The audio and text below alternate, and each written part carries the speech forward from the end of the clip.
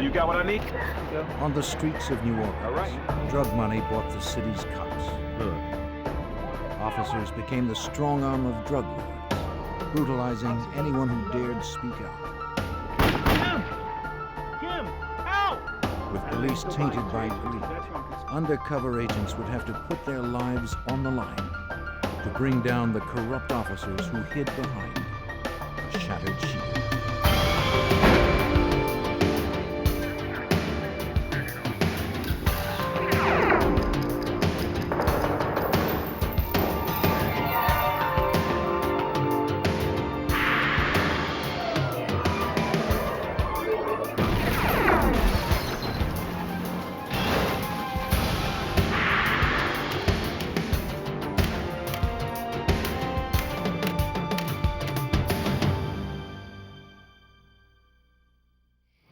In a city awash in narcotics, the drug lords have all the power, even over the police.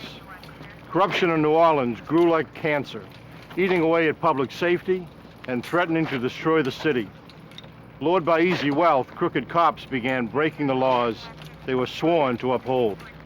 I'm Jim Kallstrom, former head of the FBI's New York office.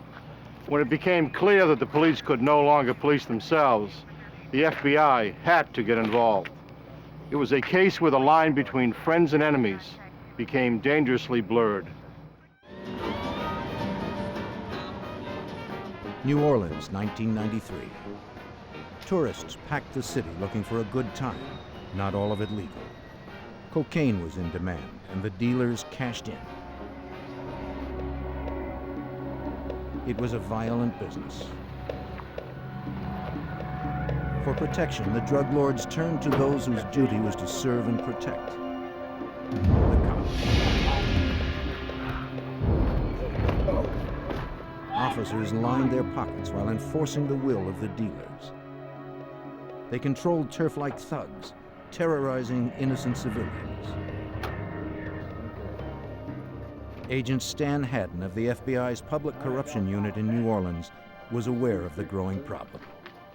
Our intelligence told us that there was a great variety of corruption taking place among many different officers on the department.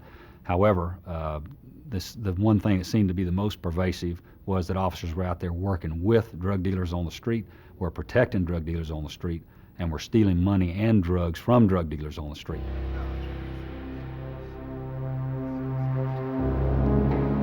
One such drug dealer was Terry Adams, known on the streets as Scaboo.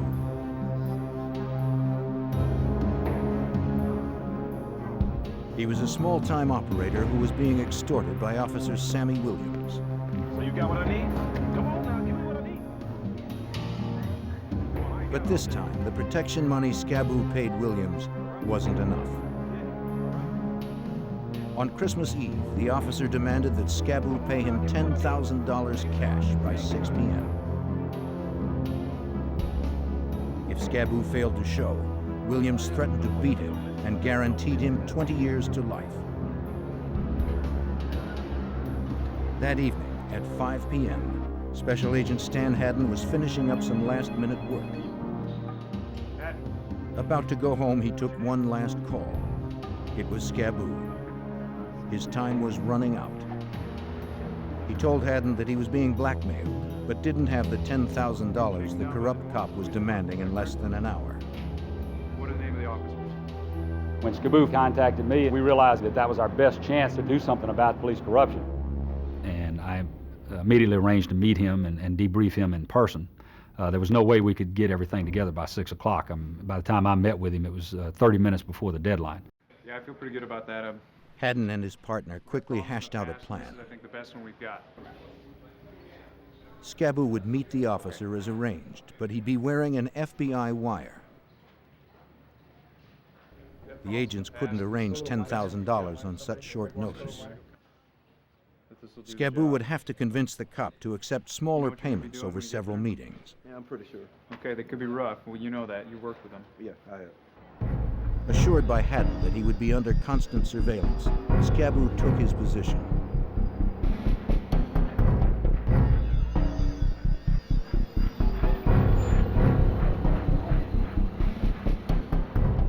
Officer Sammy Williams was still on duty when he arrived with a prisoner cuffed in the back seat of his cruiser.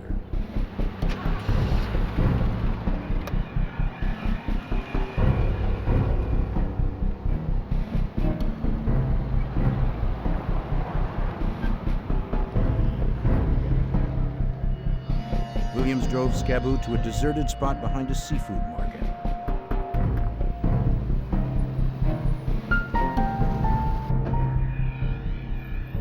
He ordered him to throw the $10,000 into the trunk. Scaboo told Williams he only had $3,000 now, but would pay the rest later. If the cop arrested Scaboo, he'd never get his payoff. Agents hoped Williams would agree to meet him again for more of the money. He did, and the FBI had it all on tape. Hadn't believed this one incident could lay the groundwork for exposing more corruption in the New Orleans Police Department. Our main objective was to try and create a strategy that would enable us to prosecute as many bad officers as we possibly could. In the days that followed, agents, along with prosecutors from the United States Attorney's Office, began to plan their operation, codenamed Shattered Shield. Assistant U.S. Attorney Al Winters would advise agents every step of the way on what would be needed to convict the dirty cops. We were involved really from day one. We met with the case agents on numerous occasions and discussed exactly what we were interested in being developed as far as evidence in the case. As with most corruption cases, the FBI's strongest evidence would likely come from wiretaps. According to Special Agent Karen Jenkins, an FBI wiretap specialist, securing them isn't easy. Title III is a court-authorized intercept or wiretap. It's very difficult to get one approved. It's a lengthy process, very time-consuming. Basically, we have to have approval by FBI officials to get one, and beyond that, we have to have the review and approval by Department of Justice officials. Finally, a federal judge will make the final determination as to whether or not one is authorized. After delivering 2 more payoffs to Officer Williams, Scaboo had won his trust. Now the FBI seized the opportunity to take the operation to the next phase. Scaboo would approach Williams with a proposition.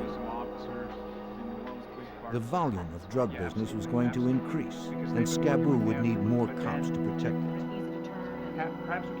If Williams was interested in higher payoffs, he would need to hire more dirty cops to handle the expansion. Williams took the bait. Scaboo met with him for another recorded payoff in mid-January 1994. Don't forget now. But this time, Williams showed up with another officer. He turned out to be Len Davis, Sammy Williams' partner. Don't forget now, man. It wasn't surprising. Davis was known in the projects as a gangster with a badge.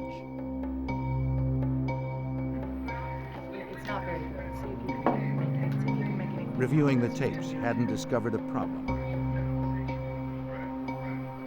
What are we listening to? Both Davis and Williams used the coded language of the drug trade.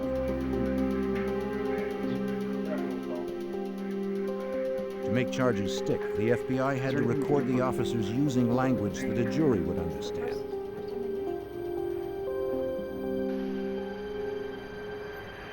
Hadn't pressed Scaboo to get Williams and Davis to use words like dope, so there'd be no doubt at trial. But when Scaboo told the cops the dope is in, Davis suspected something was up. If you're in the police business and somebody starts using words that are that overt and that plain, that immediately makes you suspicious that this person is trying to set you up. Davis shoved Scaboo into the car and told Williams to drive.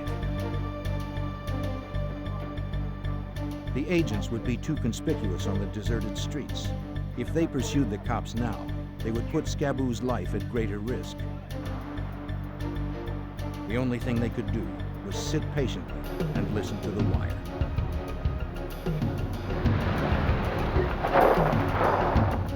When the car came to a stop, Davis's rage ignited.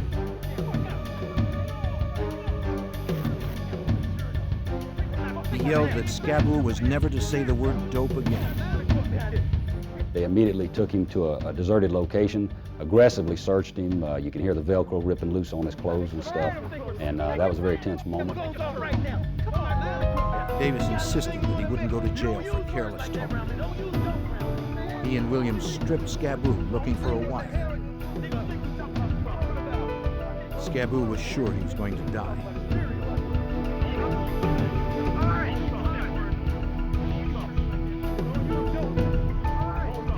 Miraculously, they never found him. He's clean. He's clean. He's clean. I'm not going to jail behind you. Their trust was restored. You understand me? Scaboo continued his protection deal with Davis and Williams. For the next job, the cops drove him to a store where a drop-off was to take place.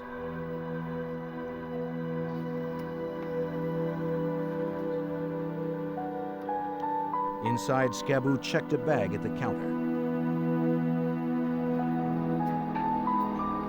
He passed the ticket to an agent posing as a buyer, who then retrieved the bag. Williams and Davis watched as each transaction went down. They were promised $1,000 for every kilo of cocaine they protected. For them, the deals meant easy money.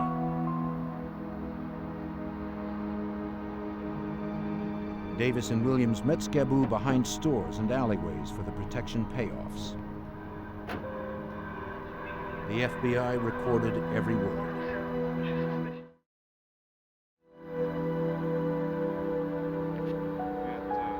Gradually, Operation Shattered Shield was building a solid case against police corruption. The recordings continued into the spring of 1994. Once agents were sure Davis and Williams were solidly on board, the FBI prepared to expand the investigation. With still more cocaine to guard, Williams and Davis would need to recruit more dirty cops. Federal agents hoped to snare every one of them. But agents knew the officers may become suspicious of Scaboo's rapidly growing drug business. They needed to bring in a big-time dealer, someone whose status as a kingpin would explain the larger shipments. You like some? Sure. Okay. Haddon called on Juan What we're doing Jackson, down here is an FBI agent trained bringing in specifically JJ for working here undercover. to represent a drug kingpin from up in the East Coast. At that time, I was in New York City, and I'd been contacted to come down to just be interviewed and go over the actual case. A lot of times, they'll be looking for a certain person, height, weight, color, or whatever, to infiltrate or get into a certain group. Known as JJ, the agent would act as Scaboo's cocaine supplier, proposing to use New Orleans as a hub to store and distribute his product nationwide. I was a high-level drug dealer. I played that role, and I had ties where my operation was in both Miami and in New York City. With the arrival of JJ, Shattered Shield was about to grow from a minor drug business to a booming enterprise. Jackson was one of the FBI's best undercover agents. He was smart and experienced. But his life would be in the hands of the informant, Scaboo, who had no training. Jackson needed to build complete trust with Scaboo, or they'd both be dead. The informant, because he lives that world, is probably for me anyway, the most important, because he himself has been there. He's been around these people. If he's not believable, it's not going to work. And I think that was the big thing for me down there, was to make sure that we were going to be believable. Jackson and Scaboo rehearsed their roles again and again, preparing for the real test with Davis and Williams. Jackson, federal agent from the north, and Scaboo, a southerner who had dealt drugs all his life, had to forge a common history. Their story would be that they had met in the Army. After their stint was up, they'd kept in touch. They hashed and rehashed details of their friendship, habits, fake memories that they'd have to know cold, and when to say them. They were dealing with criminals who could run thorough background checks and who were free to use deadly force. We knew that whatever we had to keep it simple, but we had to make sure that we remembered certain things. The biggest thing I thought that helped us was my initials, my nickname. So no matter how many times they would ask him, what's his name? He believably said, because he only knew, JJ. In April, the FBI was ready to introduce JJ into the operation. He arrived at a hotel carrying what was supposed to be a drug payment of $100,000. For the first time, Williams and Davis caught a glimpse of the big-time dealer. Their perceptions would be critical. The first encounter was in the Sheraton Hotel. They were going to stand at a distance and just observe.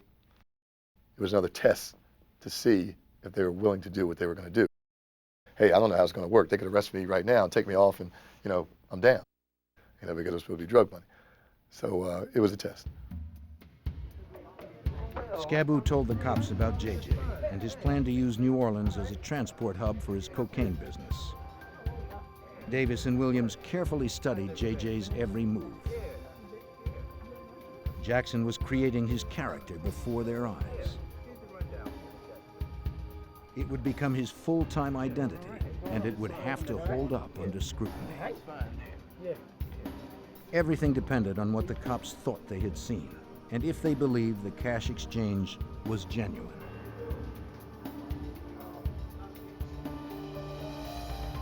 The plan worked. The cops were convinced that JJ was the real deal. The FBI was now poised to take Operation Shattered Shield to the next level.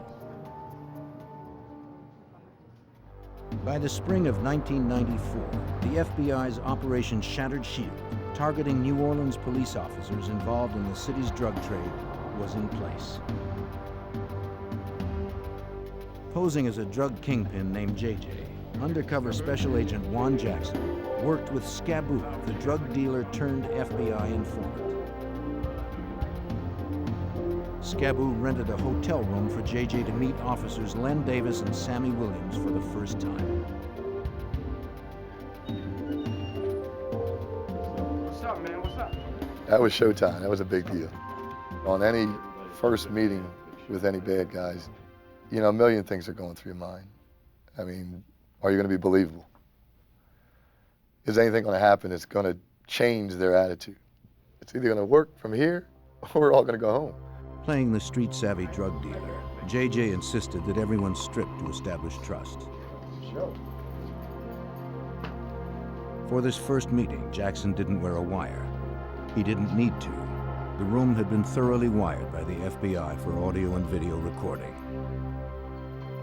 Then, in a bold gamble, JJ invited them to search the room. Because they were cops, Davis and Williams knew how to find a room wire.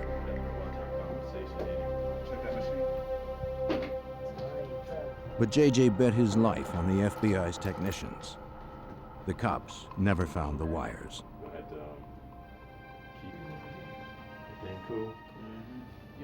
JJ was beginning to build trust with the officers. But officers are trained to sniff out deception. I mean, you got to think that I'm meeting with two police officers. Because of the guns, you also always have to remember the threat. You always have to be conscious of the threat and remember exactly where they are and what they're going to do and where the weapons are. With the cops convinced for the moment, JJ began to discuss the proposal approved by case agent Stan Haddon. And he played the role of a big-time drug dealer from New York who was using New Orleans as a transshipment point, simply as a storage point, where he could bring dope in, leave it for a while, have it guarded and protected by the officers, and then thereafter have it shipped out to other points unknown. For their role, JJ promised to pay them $5,000 every day the cops guarded the warehouse. A real business, you know what I'm saying? Williams and Davis were enthusiastic about the plan, even offering advice. The cops urged J.J. to hire young drivers, give them company uniforms with name tags, and put signs on the sides of the trucks to resemble legitimate companies. For the FBI, the meeting was flawless. The meeting went off without a hitch. They bought J.J.'s act. They believed him completely, and they also said the magic word cocaine, which got it clearly established on tape that we were talking about the officers protecting a drug operation. From that May meeting, the plan moved quickly.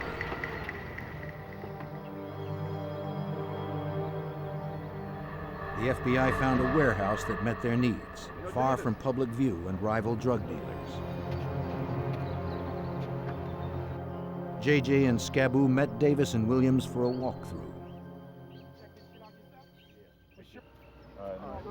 J.J. and Scaboo would meet with Len Davis and Sammy Williams at the warehouse for what we call the pre-deal meet.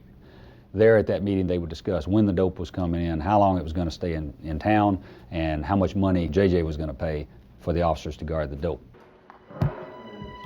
Once inside, Davis told J.J. that he had half a dozen more officers lined up to guard the cocaine shipments.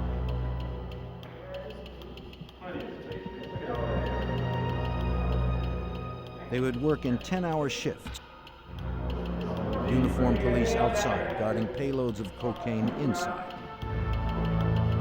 Up to $250,000 worth in each load. At that June meeting came the first big payments from J.J.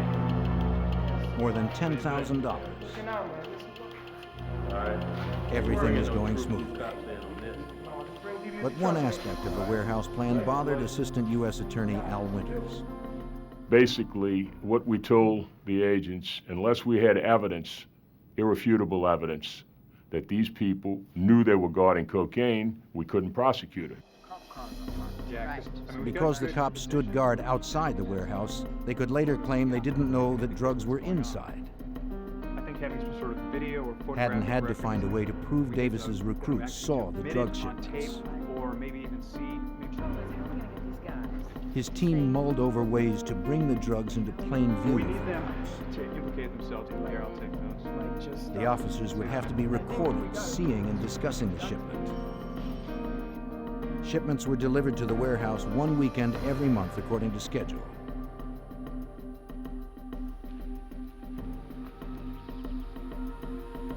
Then, in mid-July, the FBI sent a shipment that the guards didn't expect.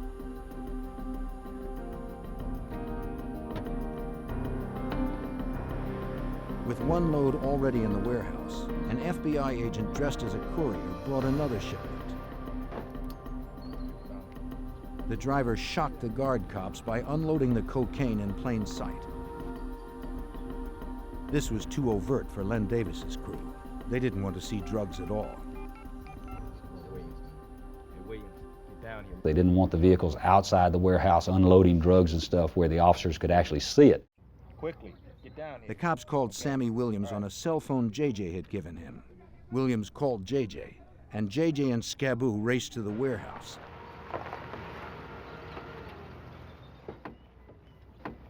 Come here. J.J. responded like a hot-headed drug dealer. I was arguing with this guy. I mean, we were actually screaming at each other. What are you doing? Where are you? Whatever. And he's observing this. There's a police officer calling Lynn, telling him all what's going on and how this doesn't look good. To the cops, this whole drug operation was starting to look dangerously unprofessional. Concerned, the driver made another call.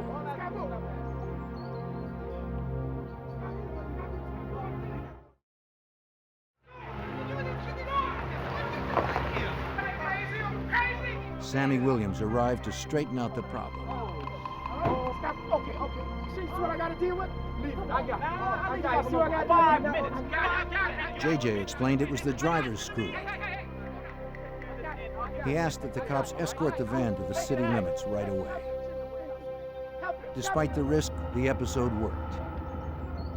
It showed that the cops knew what was inside the This warehouse. ain't right. What's going Take on? him to the edge of town, all right? And it was Take him to all the edge of town, videotaped. Just let him go. Just let him go. But the episode raised doubts for the cops. Either JJ was an amateur, or he was part of a sting. Either way, they'd be watching him more closely now. Shattered Shield wore on into the summer as all of New Orleans baked. About 100 degrees out here. In August, guarding the warehouse proved hard duty. The cops complained of the wear and tear on their engines from running the air conditioning all day in the heat. They wanted a vehicle that was more comfortable, that could also endure the long hours, perhaps a van. The officers asked Len Davis to provide one, and Davis brought their request to JJ. For the investigation, it was a huge break. The sweaty cops had just handed the FBI a golden opportunity. It was a stroke of luck. One day, Lynn approached me and said that the officers were complaining that they're running their cars in air conditioning, and the cars are starting to overheat. They're burning gas. On and on and on. Once we were able to rent the van and put the listening device inside, we were able to hear a lot more conversations. The FBI quickly filed the paperwork to get court-authorized wiretaps for the van. Technicians carefully installed state-of-the-art microphones. They had to yield top sound quality for months with no maintenance.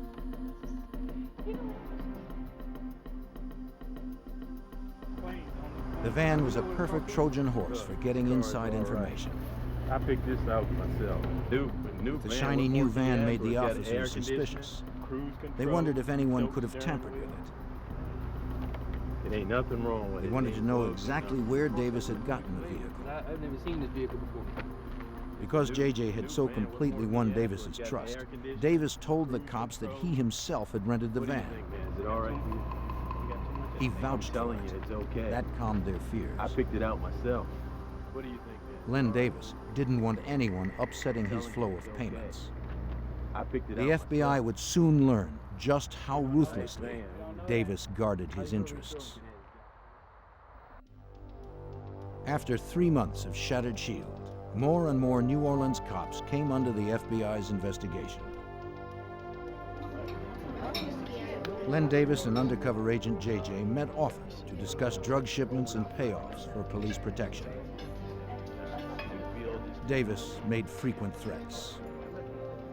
They'll tell you, we run this city. We do whatever we want to do. They let me know that very many times. If they feel like they want to shut it down, they'll shut it down. But Davis liked the money. JJ knew that as long as the money flowed, he would never shut the operation down. Davis called the shots for the other officers. He recruited and set the schedules using his cell phone. But he complained about his bill. So JJ offered Davis a new cell phone, free of charge. It was one more way the FBI could record the cops' knowing involvement in drug trafficking. The wires the FBI had planted in the warehouse van were paying off. One night, 2 guards on the graveyard shift brought prostitutes to the van. The wires picked up everything, even the cops' sexual indiscretions. When Jenkins heard this, she immediately phoned JJ. The situation was a chance to catch the cops off balance. JJ called Davis to complain and to see what they'd get on tape. He told Davis he had checked out the warehouse and found that the cops weren't protecting it. JJ wasn't paying cops to have sex. He ordered Davis to straighten things out. Davis arrived in a fury. His henchmen were threatening to ruin his whole operation. Lynn was upset. Lynn was a businessman through and through. Lynn wanted it to work exactly one way. And he was really upset that I was upset. And he got up. He came out there and just kicked everybody out. You got a problem, man. JJ's call brought Davis down on him hard that night. But the episode triggered deep suspicions among the dirty cops. They now felt sure that JJ was the problem and believed they could run the operation better themselves. They discussed ways to kill JJ. Their plans alarmed Agent Karen Jenkins. When I heard those conversations where they were threatening to do harm to our undercover agent, it sent a chill down my spine. It scared me. Before I came to New Orleans, I had worked with JJ in another office, so I knew him personally, and I was very concerned. Despite the threats to his life, JJ was resolute, keeping the cops engaged with plans to further expand the operation. He promised Davis that the largest shipment would arrive before Christmas. After that, he would move the deliveries to another part of the city. So that's what the phone I'm talking about. You with that? All the time, JJ had to draw out more evidence on tape without making Davis suspicious. He was very careful. He watched everything. He paid attention to everything I said. There were conversations where we'd talk, and I'd use the word cocaine. He would count the times I used it. And he would tell me, Jay, you said cocaine 5 times. Jay, you said kilos 5 times. So I had to be careful. At the same time, Haddon and his team had to defuse another plot they overheard. The cops were threatening to kill the couriers and steal the cocaine. The agents scrambled delivery times and mapped new routes to and from the warehouse to keep the cops off balance. With so many dirty cops, the FBI couldn't make a clean sweep from the outside alone. Agents would need someone powerful in the police force to be a strong ally. Despite the danger of leaks, they decided to seek help from within the New Orleans Police Department.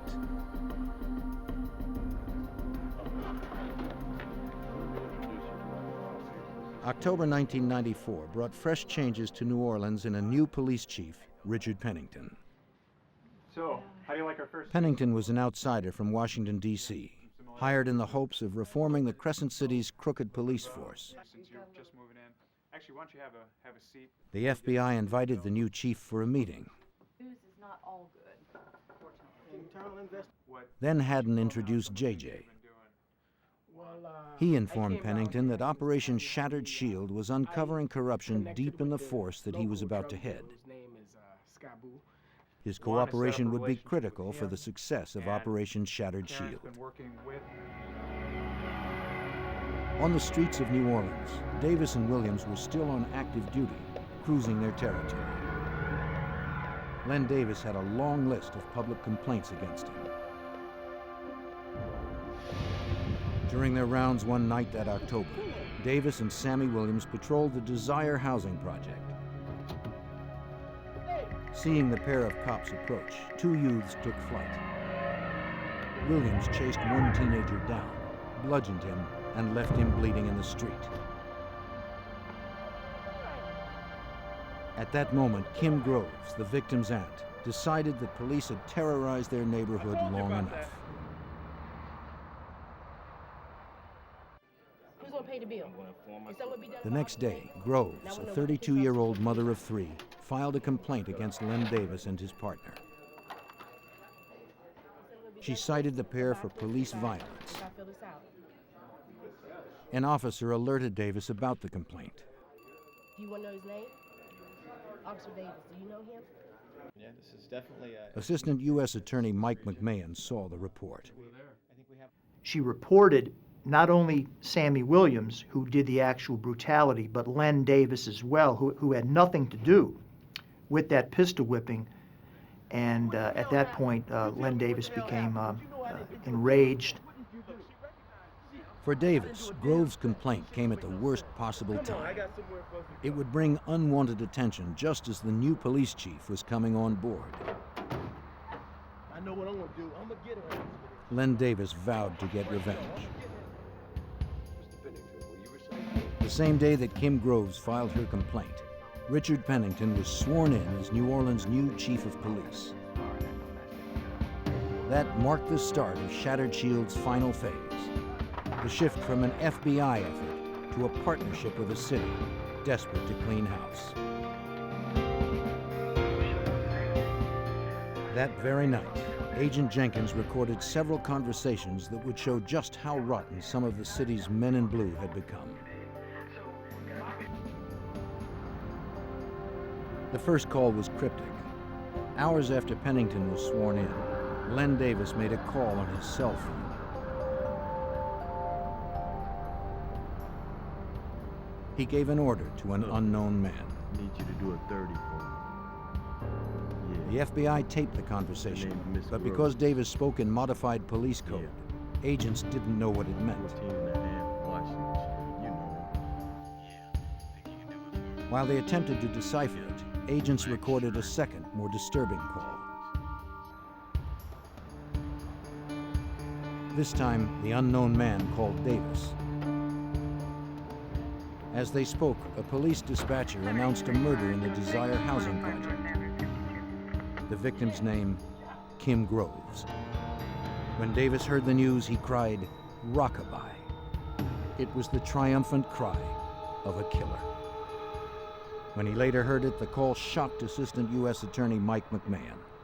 As soon as he confirmed the name of Kim Groves, Davis shut off the radio, and then on the wiretap conversation over the cell phone just exulted in a primal scream of delight that indeed Kim Groves was dead.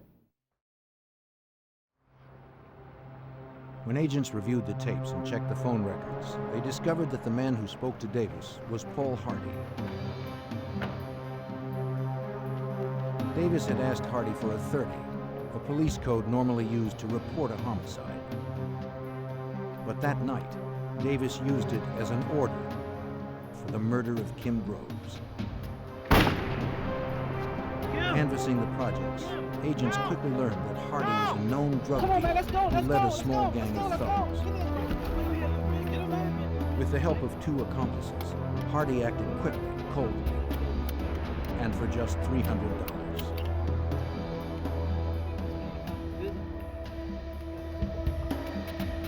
As he sped away over a bridge, Hardy threw the barrel of the gun into the canal and handed the body of the gun to an accomplice for safekeeping.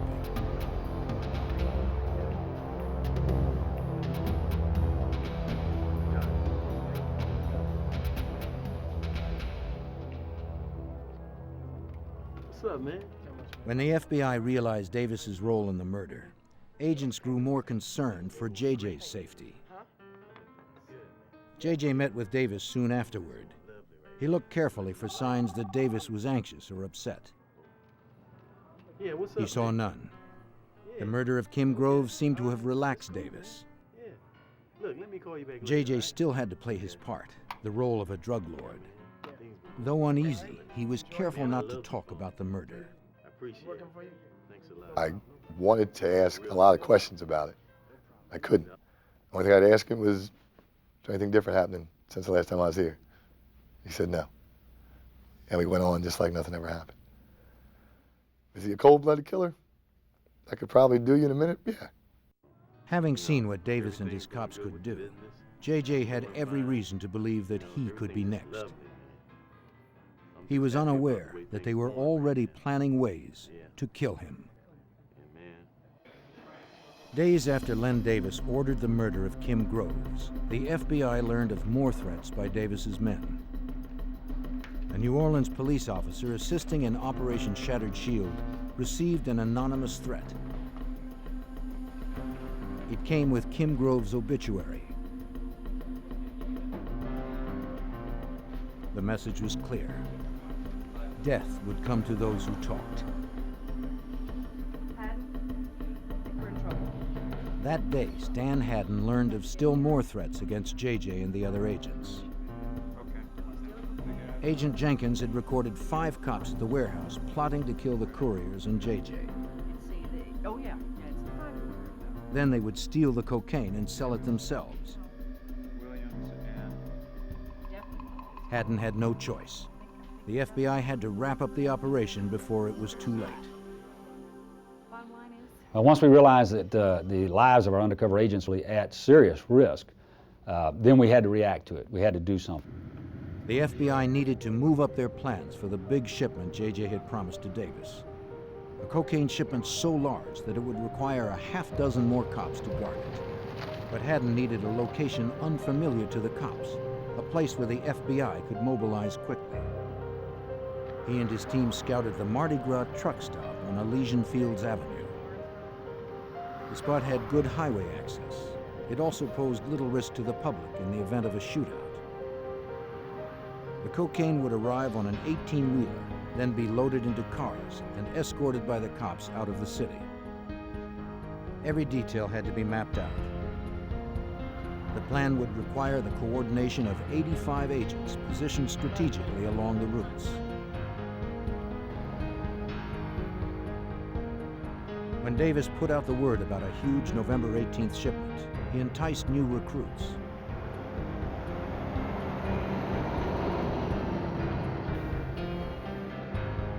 As a load of cocaine worth $250,000 arrived, Davis, Williams, and their crew stood ready as protection. Agents posing as drivers moved the shipment. From the command center, Haddon and Jenkins kept watch of the whole operation. There were hundreds of ways the truck stop scenario could go wrong. With the undercover agents' lives on the line, there was no margin for error. The cocaine was divided in 2 loads. Williams escorted one. Davis followed the other.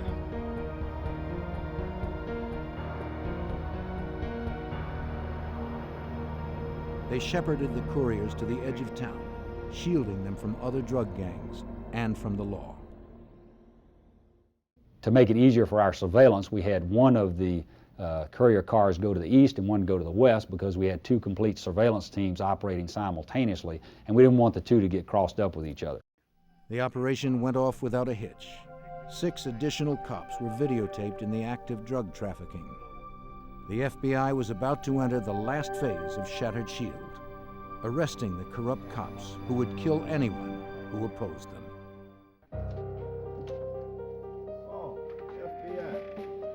After the big truck stop operation, FBI agents moved quickly on the murder of Kim Groves. They searched the house of the hitman Paul Hardy. There, agents found an unauthorized copy of a guide to police codes, the same codes that Davis used when he ordered Groves murdered.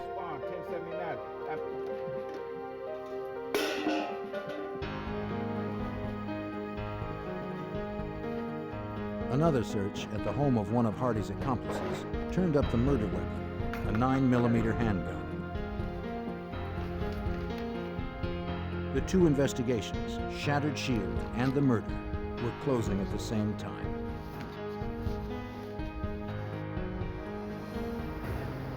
For the ringleaders, the FBI took no chances.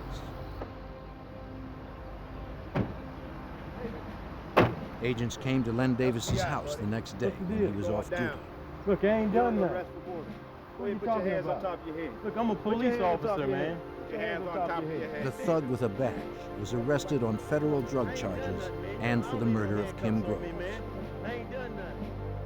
For Davis's partner, Sammy Williams, agents would use a different approach.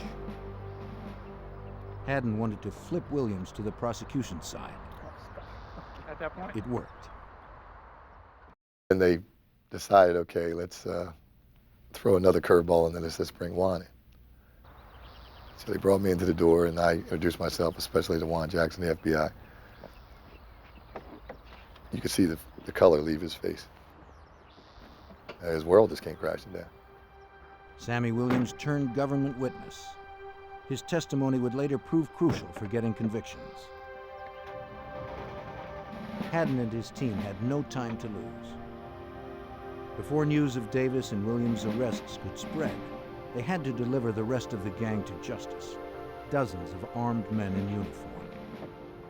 The strategy we were to employ was to arrest Len Davis on December the 5th. And then on December the 6th, we had all of these officers appear before a federal grand jury. And then on December 7th, the grand jury ordered all these officers to come to the FBI office to give handwriting exemplars.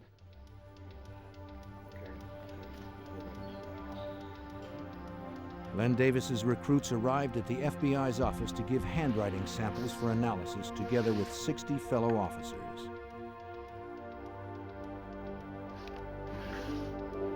Since the drug ring involved no written records, and so many officers provided writing samples, the crooked cops suspected nothing. Like the others before it, the FBI's ruse worked.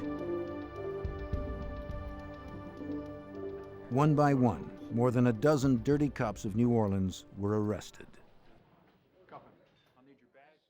That was a safe way to do it because obviously all of these officers were armed and they were facing very serious charges, and that was a way to do it to avoid any potential for any bloodshed or any unwanted resistance by the officers. In court, the FBI's recordings built a solid case against the officers. The videos and audio tapes spoke louder than the code words and erased all doubts that jurors might have had. Agent Karen Jenkins knew the evidence was strong. The jury was able to hear for themselves what the officers said. They were able to see for themselves what they were doing because of the videos that we had. That wasn't me. It could have been anybody. As prosecutor Al Winters had predicted early in the investigation, Davis tried to talk his way out of it. All police officers know what that is. It's a homicide. Even after all the safeguards we took, Davis's defense at the trial was that he was conducting his own undercover operation, that it was not really done according to the book, but, you know, he was a poor cop and didn't have a lot of training, but he was trying to conduct his own undercover operation. Davis never admitted any wrongdoing. He didn't need to. The audio and videotape spoke for themselves. Faced with the prospect of convicting those sworn to protect them, the citizens of the jury listened intently. The tapes were chilling, and as those tapes were played, the courtroom was as silent as a cathedral. Has the jury reached a verdict? Yes, Your Honor, we have. Will the defendant please stand? The jury deliberated just 15 minutes. We, the jury, find the defendant guilty of murder in the first degree and hereby sentence the defendant. Len Davis was sentenced to death for his role in Kim Grove's murder, which was later commuted to life.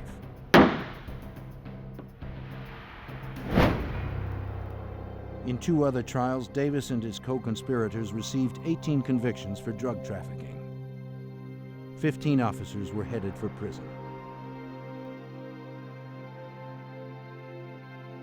Because he cooperated with prosecutors, Sammy Williams was sentenced to just 5 years. He would never again wear a badge. You have irrevocably stained that uniform you once wore. But I must reluctantly recognize that other crimes can only be solved with cooperation of people like you. Court dismissed.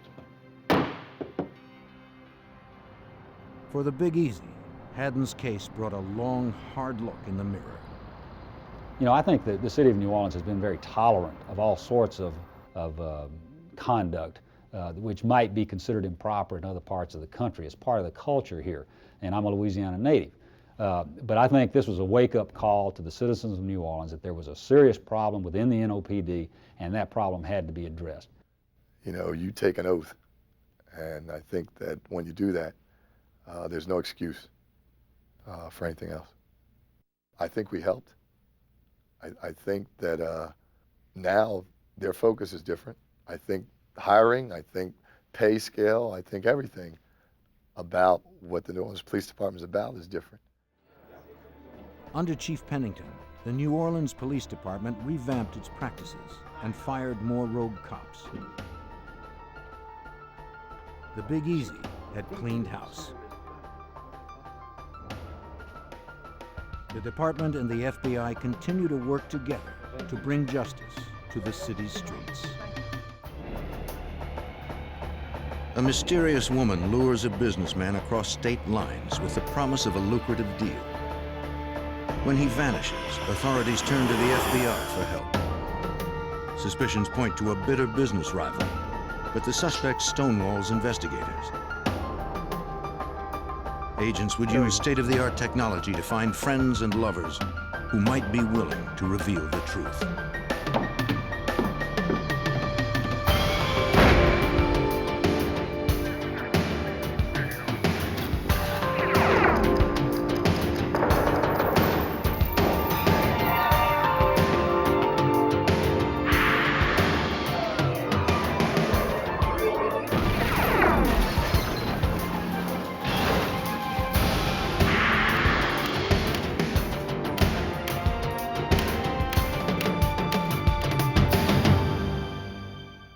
A wealthy businessman went to Florida to make one last deal before he retired, but he never returned home to his millions. Authorities examined who was closest to the victim and who stood to gain from his disappearance. But this time, conventional rules did not apply. I'm Jim Kallstrom, former head of the FBI's New York office. In a case that spanned the entire East Coast, agents would have to untangle a web of sex, money, and vengeance that led to murder. Newark International Airport in New Jersey. On Saturday, February 24th, 1996, Kiwi Airlines Flight 45 took off for West Palm Beach, Florida. 58-year-old Frank Black was on board. Black owned and operated a successful school bus and transportation company in Andover, New Jersey. Thank you. He had made millions and was on his way to Florida to meet a new industry contact. Black told his family and co-workers he would be home Monday in time for another meeting.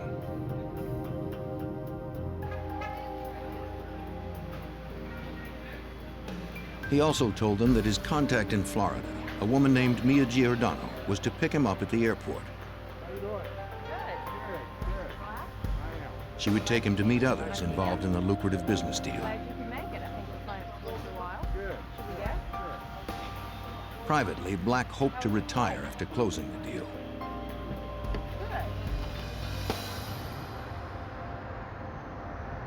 When Black failed to return on Monday, his family contacted the New Jersey State Police. Detective Sergeant Lee Liddy was one of the state detectives assigned the missing persons case. He was the kind of guy that he would always phone home. He always wanted to know what was going on with his business. He was a hands-on type of guy. Without Frank, the business really didn't run. And that's why they were concerned when they didn't hear from him. All of a sudden he disappeared, because Frank wasn't the kind of guy who would just walk away from his business. New Jersey investigators interviewed Black's daughter, Leanna, and his girlfriend and office manager, Sally Roberts. Leanna said her father had missed an important meeting with her to discuss the sale of his business. He also had not answered calls to his cell phone. Sally Roberts recalled that the woman from Florida, Mia Giordano, had phoned the office many times recently but never left her number. The Florida woman claimed to represent a company named Valdez Exporting. Giordano provided a description of herself so Black could recognize her at the airport. She said she was 5'1" and blonde.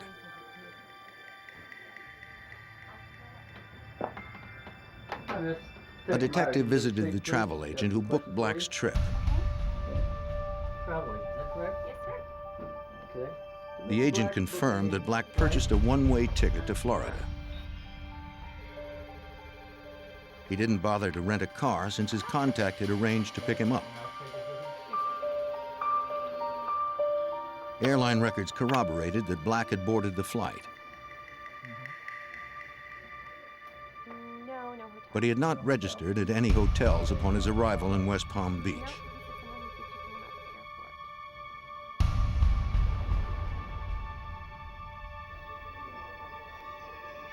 An examination of Black's records revealed that his credit cards had been used after his arrival in Florida. To follow the credit card trail, New Jersey detectives contacted the Fort Pierce office of the Florida Department of Law Enforcement. FDLE Special Agent Michael Driscoll was assigned the case. Frank Black's credit card was used at the Embassy Suites in Riviera Beach between approximately 1 in the morning and 2 in the morning. Okay? Now we're talking about from February 24th into February 25th. And then at 4 o'clock in the morning, his credit card, a different credit card, but Frank Black's credit card was used to purchase gas at a gasoline station in North Miami. To investigators, this seemed odd since he hadn't rented a car. The state agent interviewed the employee who had worked on February 25th. When shown a photo of Black, the attendant said he didn't recognize him. The station's pumps all had credit card slots. No one would have had contact with Black or whoever was using his credit card. The employee didn't recall seeing anyone fitting Mia Giordano's description. Driscoll contacted the Florida Secretary of State Corporation Division to get an address for Valdez Exporting, Mia Giordano's company. That looks real good. Okay, catch you later. Bye. He found no such company registered in the state. He also attempted to locate Mia Giordano herself. We did a very extensive search to identify any Mia Giordano in Florida, and we couldn't find any, I believe, any Mia Giordanos in Florida, or any that would even come remotely close. And we checked Florida as well as New Jersey, and with negative results. On March 1st, a detective from the New Jersey State Police traveled to Florida where Frank Black's trail ended. Nobody had heard from Black in 5 days. Detectives now believed the millionaire had met with foul play. Their most likely suspect, a woman calling herself Mia Giordano, was untraceable. Investigators' focus turned to the phone calls Black received on the days leading up to his trip to Florida. We obtained the phone records of Frank Black, which identified phone calls from a residence in Jupiter, and the residence in Jupiter was rented. It was a townhome rented by a girl identified as Lisa Costello. She wasn't blonde, but she was 5'1". Mia Giordano had described herself as being exactly that height. The calls from Lisa Costello matched the times when Mia Giordano allegedly phoned Black to set up the meeting in Florida. Mia Giordano was a fictitious figure. She never existed. And she was supposed to set up the deal with Frank Black. Mia Giordano was actually Lisa Costello. Investigators took Costello's photo to the hotel where Black's credit card had been used on February 25th. The resort was on the Strip at Riviera Beach.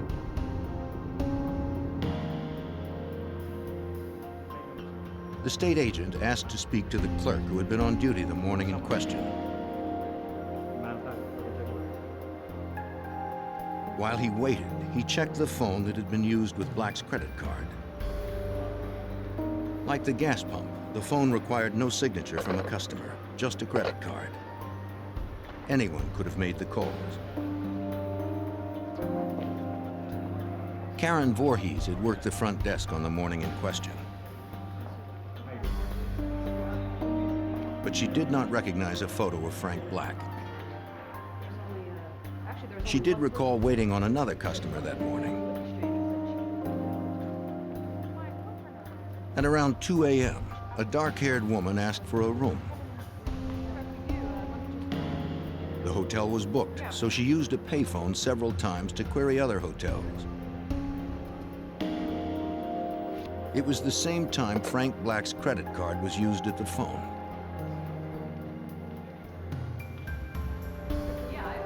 Voorhees described the woman as being in her 30s with brown hair and standing a little over 5 feet tall. Driscoll showed Voorhees a photographic lineup of 6 women. There she is, right there. Without hesitation, the clerk picked out Lisa Costello. Lisa Costello was now really the primary suspect. I mean, we did have some evidence on her that then we checked the car rental agencies by the West Palm Beach Airport and found out that Lisa Costello rented a car just shortly before the time that Frank Black's flight arrived. Investigators found the car at the airport rental lot. A subpoena allowed them to impound it for an evidence search by the Florida Department of Law Enforcement.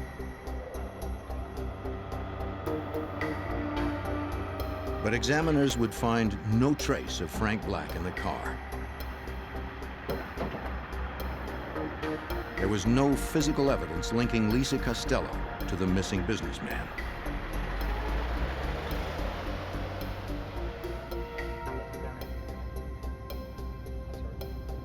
Florida investigators began covert surveillance on Lisa Costello. They followed the suspect for days to establish her routine and determine her contacts.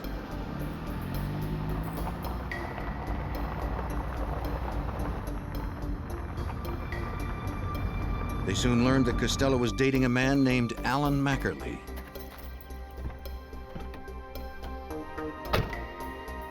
Investigators began to tail Mackerly. Like Frank Black, he also owned a bus company in New Jersey, but was now living in Florida.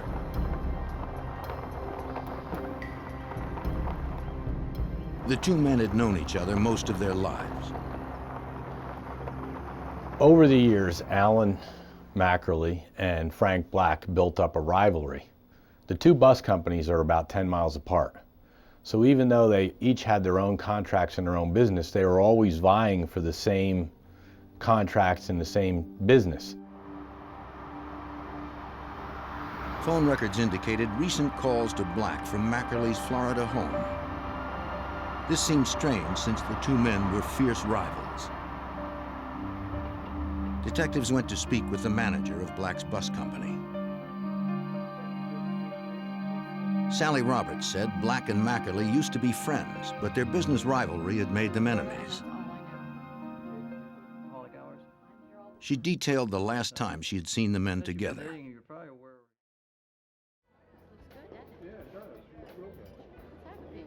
It was at an industry banquet in January of 1996. She and Frank were talking with friends when she saw Mackerly approaching.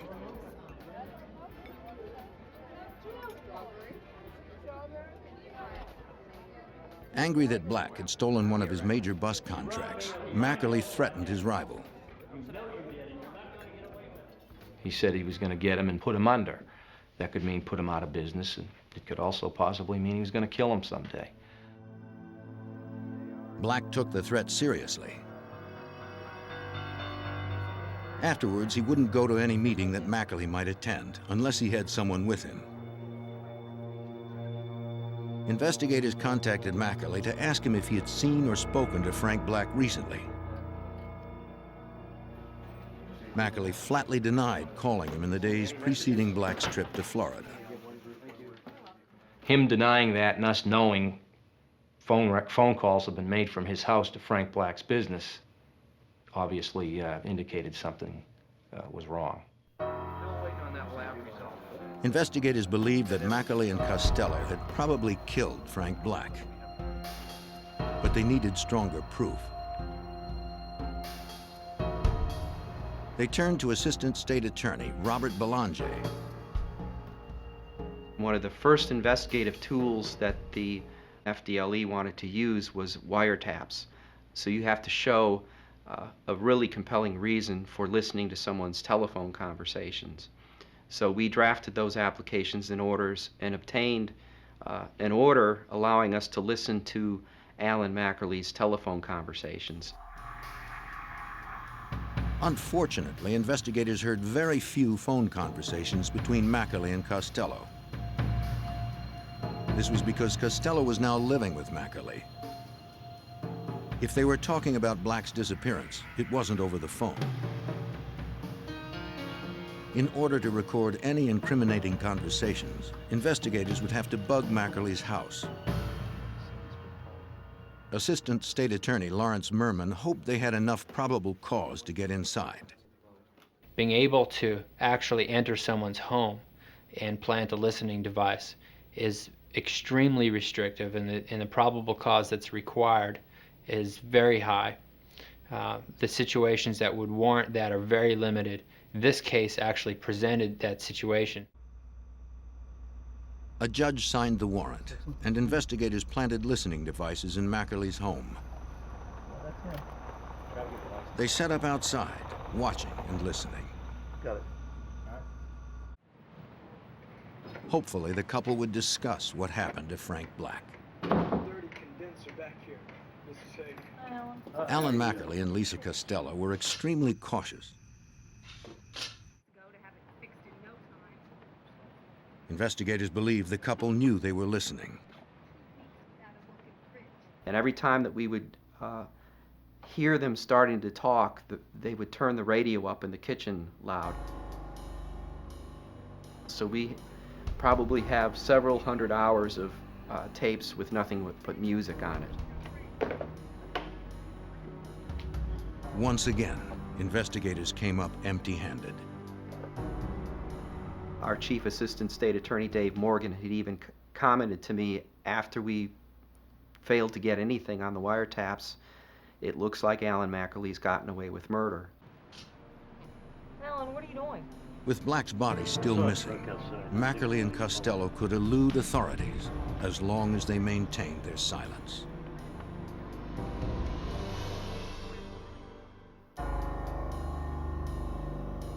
In June of 1996, Florida state agents believed that Alan Mackerly and his girlfriend Lisa Costello had murdered 58-year-old millionaire Frank Black. But investigators had little evidence against the couple, and Black's body was still missing.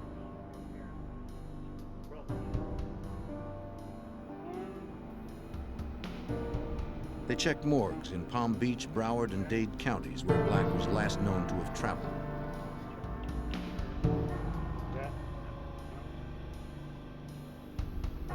There were no unidentified bodies matching Frank Black's description.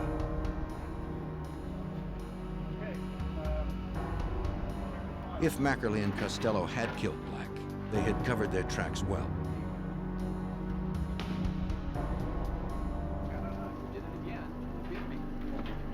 Florida Department of Law Enforcement Special Agent Michael Driscoll expressed his frustration to his friend FBI Special Agent Jay Miller. We used to play racquetball together, and he'd ask me about how this case was going, and I'd tell him, you know, a little bit about it, not a whole lot, and he'd say, well, if you ever need a hand, and I'd be happy to help out.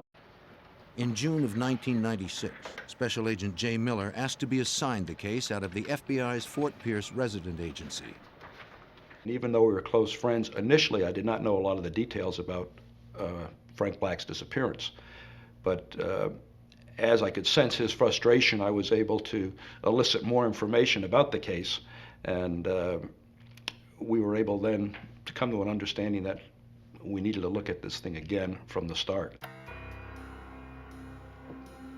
Though investigators believe Mackerly killed Black over a disputed busing contract, wiretaps and listening devices had failed to tie him to any crime. Investigators' best lead was still Black's alleged meeting with Costello. Perhaps if subpoenaed and confronted with the evidence, she would turn on Mackerly. It was a gamble that could jeopardize their entire case. By giving anyone, in this case Lisa Costello, a subpoena, it compels her to come in and give information, and it gives her immunity. Hypothetically, if she came in and admitted she killed Frank Black, she would be immune from that statement. You could not use that statement against her. On June 13, 1996, Lisa Costello appeared before a Florida grand jury. When questioned by state attorneys, she was uncooperative and hostile. The judge cautioned her that if she did not answer, she would be jailed for contempt.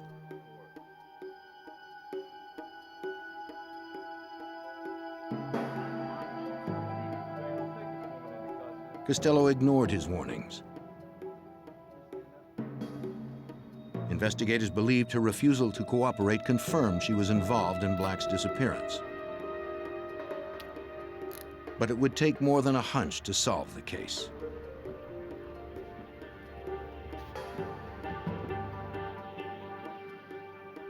The gamble to subpoena Costello backfired. Now that Mackerly's closest ally was sitting behind bars, investigators had no potential witnesses to turn on the suspected murderer. Lacking further leads or physical evidence, the case against Mackerly might never make it to trial. Special Agent Michael Driscoll and his team were determined to keep this from happening. We heard information that, let's just say from a confidential source, that there was a witness who wanted to talk but was concerned about, one, that witness's own involvement, and two, Alan Mackerly's violence. Felt that Alan Mackerly was a violent person and that maybe there'd be retaliation if this unknown and unidentified witness would talk. That witness was Bill Anderson. A former Marine pilot, Anderson was one of Alan Mackerly's closest friends. Agents interviewed him at his home in Florida, just down the street from Mackerly. Anderson had also owned a bus company in New Jersey and had been a commercial pilot after a decade of military service.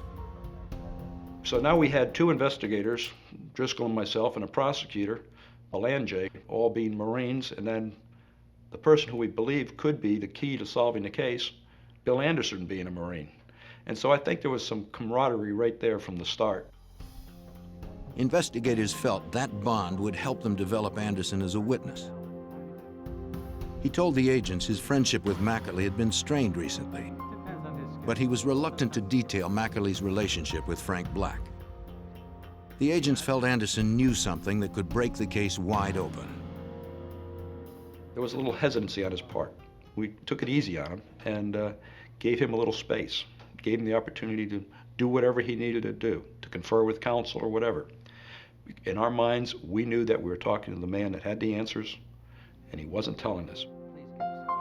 The agents met with Anderson on many occasions and slowly won his confidence. They knew he was loyal to his friend Alan Mackerly, but they felt his sense of honor would eventually cause him to turn. Despite Anderson's lingering doubts, agents believed he was ready to talk by early August. They suspected a subpoena would help him justify turning against his friend. In my experience, good, honest, hard-working people that flew fighter jets in the Marine Corps would have a difficult time going under oath before the whole world and God and lying about it. Investigators had to take the chance. Like Costello, if Anderson had any part in the crime, his statements could not be used to prosecute him for murder.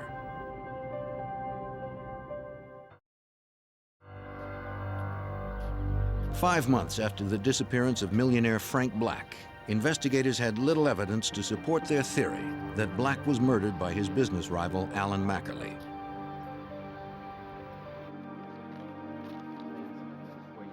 Looking for a fresh lead, investigators subpoenaed Mackerly's close friend, Bill Anderson.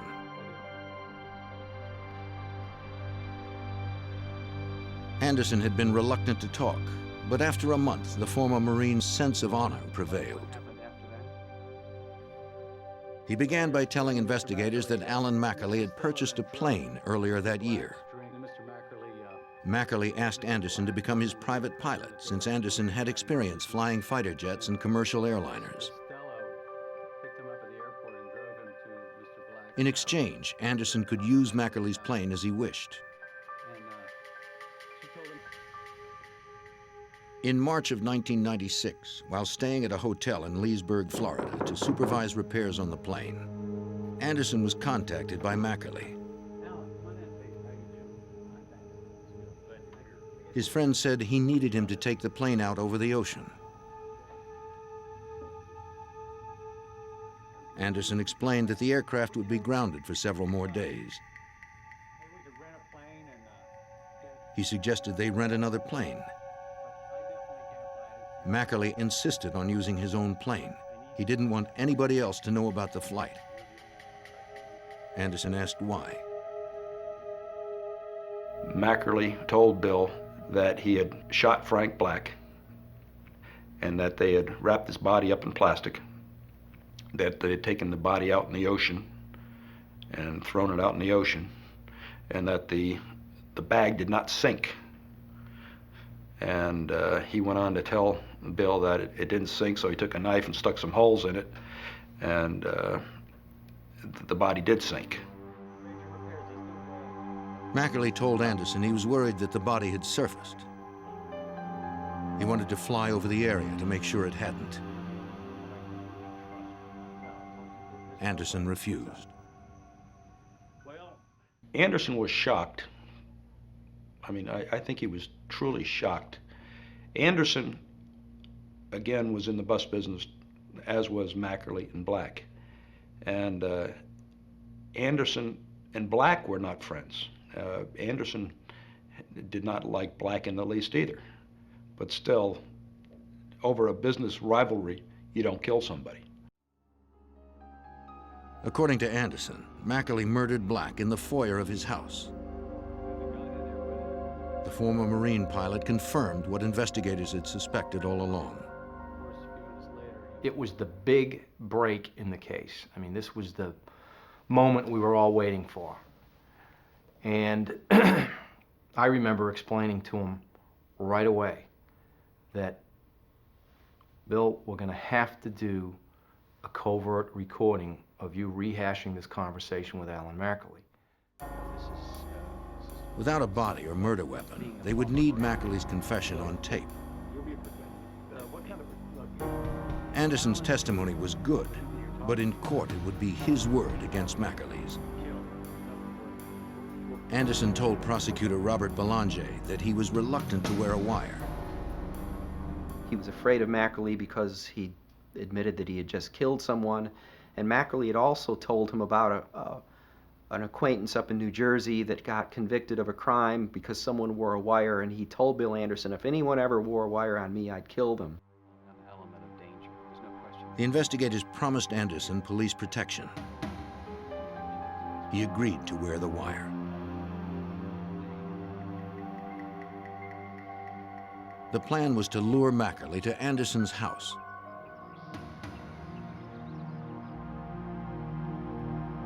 You'll be okay, so don't worry about it. Yeah, this is confident. This is well concealed, so you don't have anything to worry about. FBI techs wired Anderson for sound and hid a video camera in the kitchen.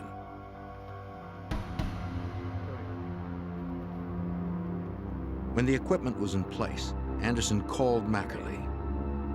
I'll be here. He told him he'd been served a subpoena and wanted to talk about what he should do. Mackerly said he would be right over. In case something went wrong, Agent Driscoll would remain hidden in the house to protect Anderson.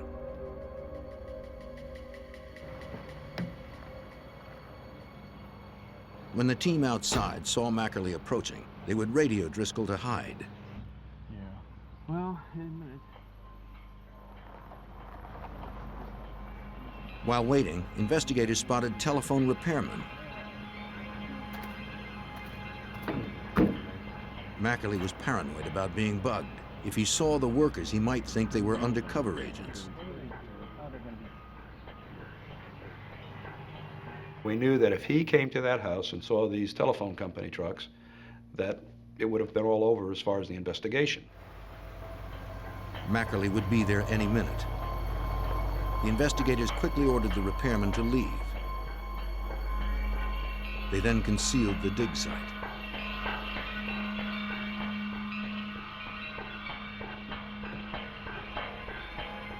The investigators made it back to the car just before Mackerly pulled up.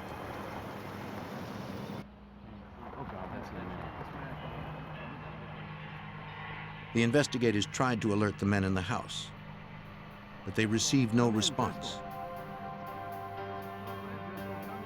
They radioed again. Still nothing.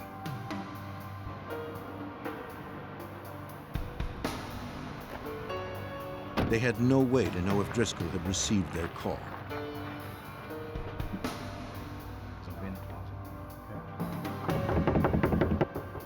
He hadn't. The agent had seconds to hide. Come in.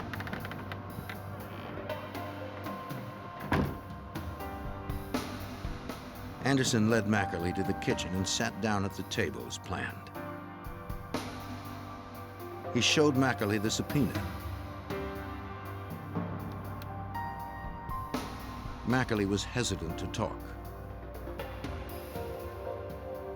I mean, he wouldn't talk loudly. He was pointing to the walls and saying, no, whispering like this, no, nobody knows. Whispering so that he couldn't be heard in Anderson's house. Not that he suspected Bill Anderson, but because he expected that the police were everywhere.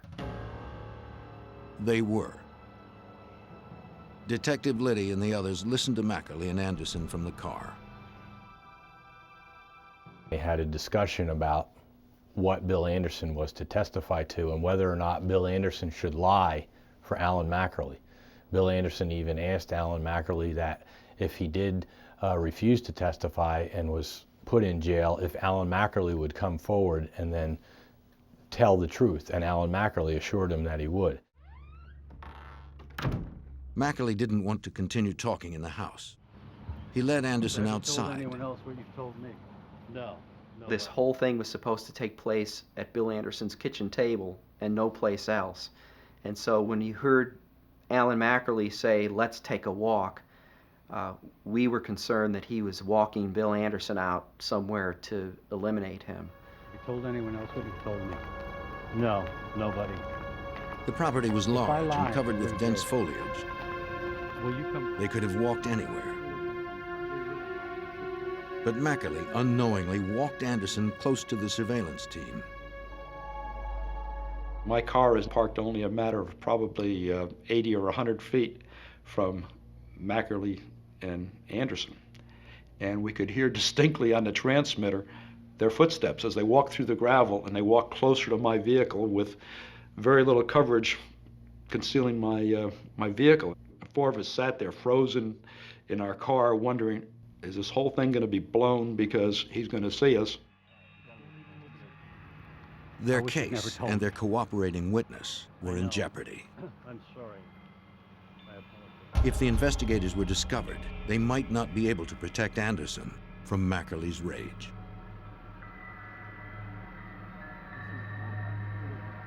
Investigators in Florida watched as cooperating witness Bill Anderson met with murder suspect Alan Mackerly. Anderson was wearing a wire trying to get Mackerly to discuss the murder of Frank Black. New Jersey Detective Lee Liddy feared what Mackerly might do if he caught a glimpse of the nearby investigators. The two of them walked outside, which was very tense for all the investigators involved, because at this point we have no control over what happens, where they go, or what they say. And because they were walking, and because of the pant leg of Bill Anderson rubbing and the movement of the clothes, it was very difficult to pick up conversation. So at that point, we really weren't sure what was happening. Before Mackerly could spot the surveillance team, Anderson steered him away. Investigators now had incriminating statements on tape, but not a direct confession.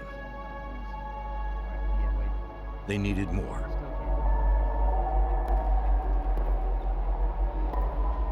Mackerly's alleged accomplice, Lisa Costello, remained in jail.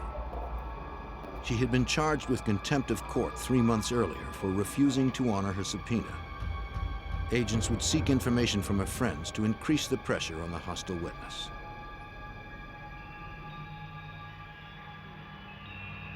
They interviewed Costello's former roommate. She said Costello used to deal cocaine and the sedative Rufinol, which is odorless and tasteless. Depending on the dose, Rufinol can relax a person or render them unconscious. FDLE Special Agent Michael Driscoll believed Costello sedated Frank Black with the drug. We suspected, matter of fact, from day one, that at some point Lisa and Frank Black may have gone to dinner or for drinks, and she was able to do that because Frank Black would not willingly or knowingly go into Alan McAlee's house. Hoping this information might pressure her into talking, a prosecutor met with Lisa Costello in jail. He told her that if she didn't cooperate, she would not have immunity. She could be charged with murder. Costello remained silent, despite the warnings of prosecutor Robert Belanger. And Lisa Costello could have walked out of that jail cell any day simply by coming out and honoring that subpoena and telling us what she knew about the case. But she was a tough enough witness that she sat in jail on a civil contempt. Despite Costello's silence, investigators pressed on. Assistant State Attorney Lawrence Merman felt they were ready to arrest. We had an ear witness to a confession who was a very close friend of the defendant. We had a motive, we had circumstantial evidence. It was a very strong case. On August 29th, agents began aerial surveillance on Alan McAlee. A ground team assembled around the perimeter of the suspect's house. They made sure he was alone inside.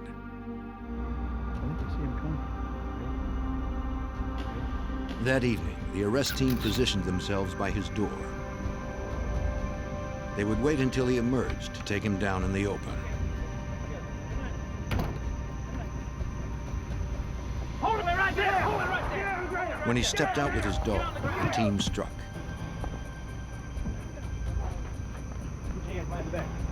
The stunned suspect offered no resistance. 7 months after Frank Black vanished, Alan McAlee was arrested for kidnapping and murder.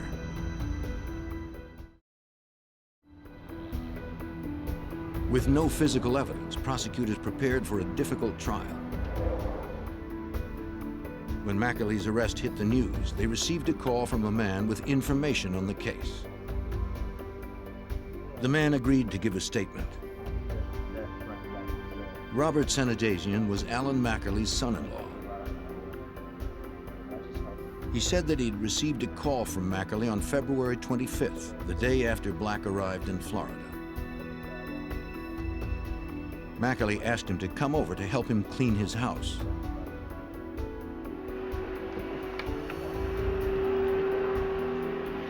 When Senadasian arrived on Monday, February 26th, he saw that McAlee and Costello had already begun major renovations in the foyer.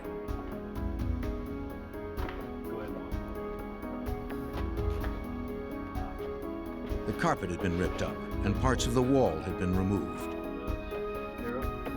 Okay, I guess the next thing to do is we need to take this man. Senadasian told prosecutor Robert Belanger that McAlee explained why. Alan McAlee told Rob Senadasian, Frank Black was at my home last Saturday. And even Senadasian knew the relationship between Alan McAlee and Frank Black and expressed some surprise. Why would Frank Black be at your home? And Alan clearly didn't want to talk about it. He just said, given the O.J. Simpson trial, DNA evidence, we got to make sure there's not even a hair of Frank Black's found in this home. Senadasian swore that he never saw any blood. Special Agent Miller asked if Senadasian had questioned McAlee about what had happened.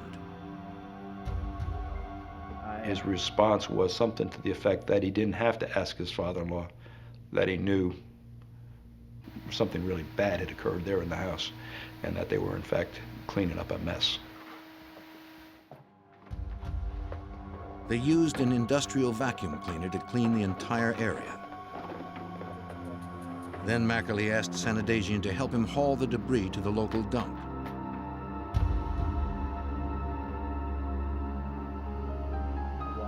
Senadasian told investigators that he and McAlee discarded sheetrock carpeting and even the vacuum cleaner in the Martin County landfill. His statement corroborated Bill Anderson's story. Anderson told us that McAlee had told him that he had killed Frank Black in the entry to his house. And now we had Senadasian telling us that immediately after Frank Black's disappearance, he was summoned to that house to do a remodeling job or a makeover of the foyer area right where Anderson states Mackerly said he shot Frank Black. In the middle of August, an evidence recovery team arrived at the landfill.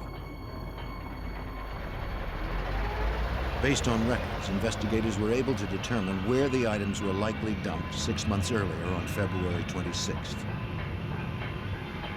The recovery team searched for anything that could be traced back to Mackerly's home. For 3 hot days, investigators scoured a specific area of the landfill. The landfill management was able to determine by the date exactly where it was. And it was in a spot that was actually feasible and possible that we'd find it. So we did that. We got the equipment with the sheriff's office, crime scene and so forth, and we dug it up and we found carpeting that we believed was from Mackerly's residence. Investigators found portions of sheetrock and a vacuum cleaner that matched the description Sanitasian had given. They brought the items to the Florida Department of Law Enforcement Forensics Laboratory for analysis. Despite their strong suspicions, lab analysts were unable to conclusively match any of the items to Mackerly's house. Technicians also processed Mackerly's foyer and retrieved traces of what appeared to be blood. Unfortunately, DNA markers found in the samples could not be exclusively matched to Frank Black's DNA. It was another dead end. Investigators still had no physical evidence. Agents pressed on, continuing to build a strong circumstantial case for State Prosecutor Belanger by further corroborating Sanitasian's story about the cleanup. The FBI went to Walmarts and Kmarts and got receipts where Alan Mackerly was buying bleach and Comet and cleaning supplies and trash bags and duct tape and all the tools and implements he needed to clean up a crime scene.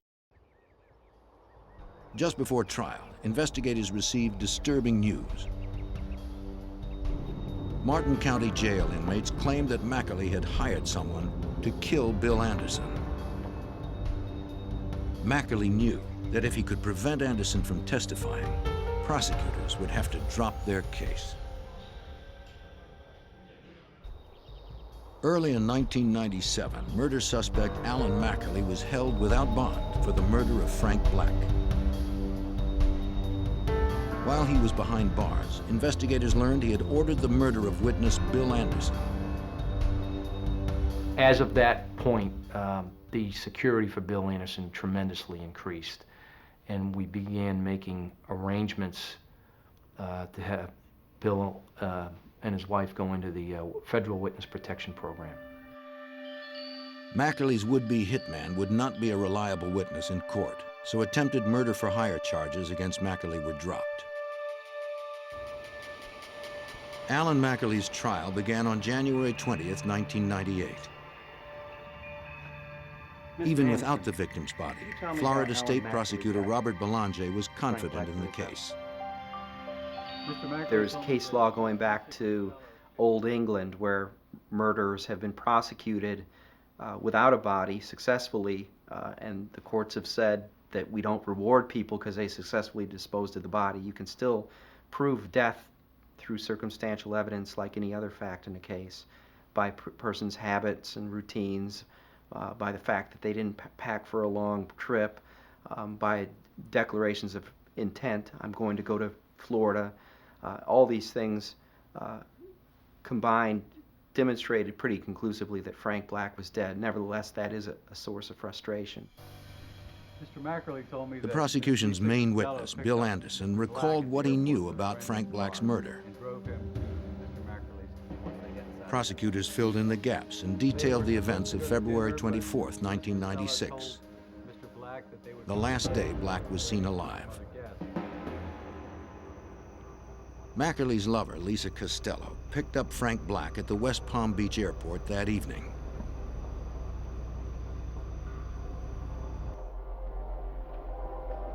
She took him to Mackerly's house on the pretense of meeting other business partners. Black was unaware that he had just stepped into the home of his bitter rival. So how long have you been in the busing business? While Costello and Black discussed the lucrative business deal, prosecutors believe Costello dropped a capsule of Rufinol into his drink. If you'd like, I'd be happy to. Black would not have noticed. The powerful sedative is odorless, colorless, and tasteless.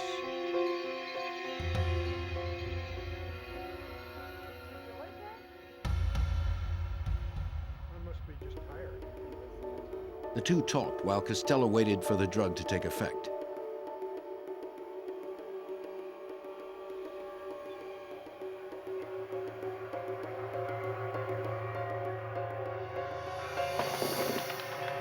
As planned, Mackerly took over at that point. It worked. Get his wallet. He had Costello remove Black's wallet. Hey, why don't you go get change? Later, they would use his credit cards to create a false trail for police. Black was powerless due to the heavy sedative.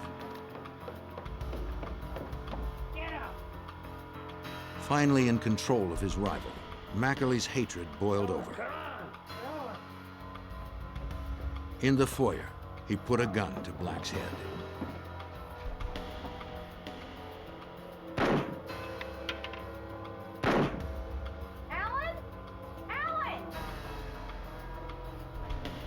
Mackerly had to get rid of the evidence.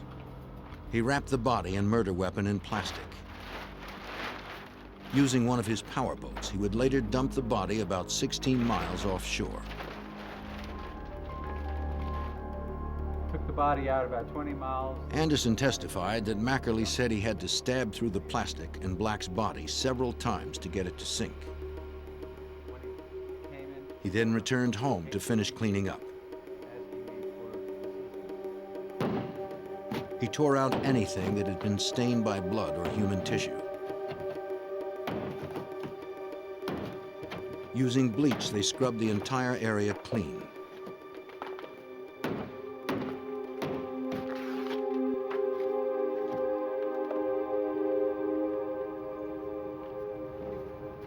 Anderson's testimony was bolstered by powerful circumstantial evidence.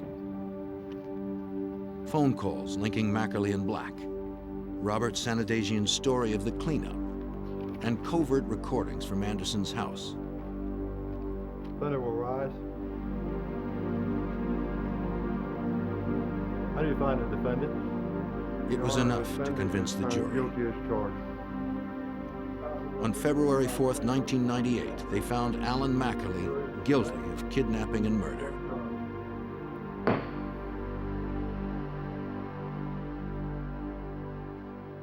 After Mackerly's trial, prosecutors turned to Lisa Costello. When I looked, I saw the dead body. Faced with murder charges, she finally gave a full statement as to the events that led to Frank Black's death. Nobody's gonna believe it. Ultimately, she entered a plea to third-degree murder and false imprisonment, which are lesser included offenses. She was sentenced to 10 years in the Florida State Prison.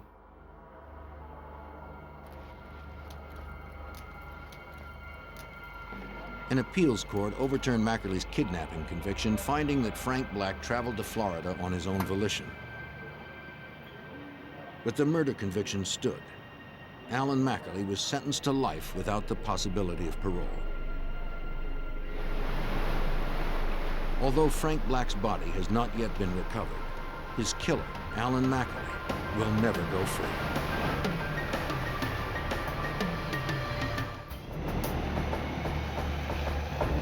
In 1992, a young mother was gunned down in front of her children. Police searched for answers but found nothing. Then family members offered a startling clue. It would take local and federal agents to untangle an intricate web of money, drugs, and murder, to capture the architects of a heartbreaking crime.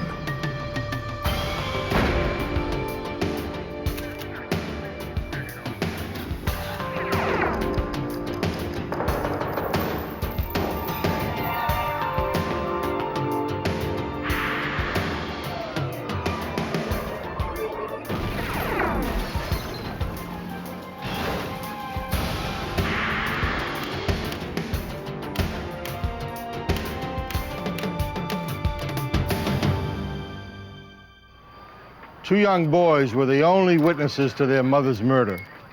The horrible crime appeared unmotivated, senseless, and random.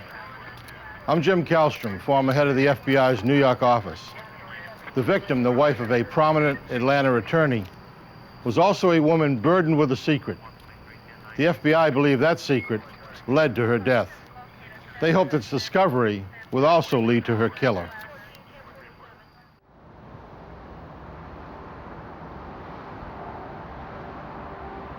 November 29th, 1992, Atlanta, Georgia. Travelers returned home at the end of the Thanksgiving holiday. It's been a long trip, and I'm ready to get home. What about you? 39-year-old Sarah Tokars and her two children had spent the long weekend with her parents in Florida. Her husband, a well-known lawyer and judge, was away on business. After a 9-hour drive, they arrived safely in their suburban Atlanta neighborhood of Marietta.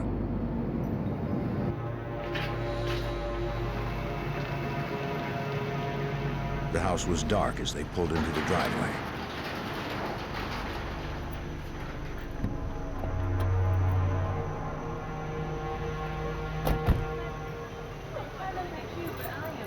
But it was not empty.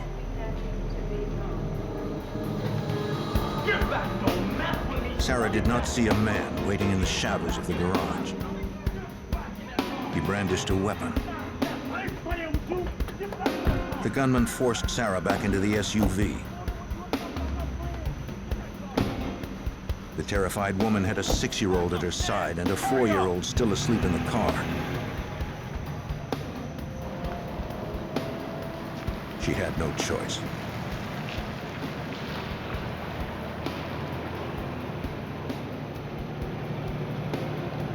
The man put his gun to Sarah's head and told her to drive towards the city.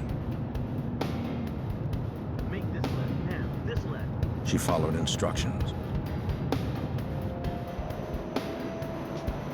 As they reached an empty development, he told her to turn off. She refused. She pleaded with him to let her children go. He answered with a single gunshot to her head.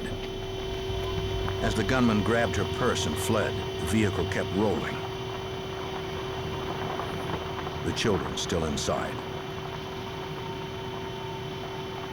When it came to a stop, Sarah's 6-year-old son had to reach across his mother's body to turn off the ignition. He unbuckled his groggy 4-year-old brother from his car seat, then ran to the nearest house.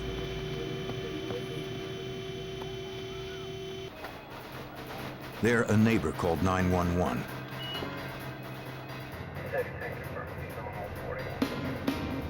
Officers responded to the report of a possible homicide in the vicinity of Powers Road.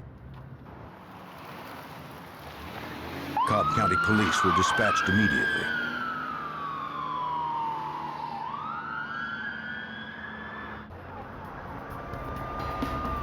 Homicide detectives arrived as officers fanned out to search for the gunman.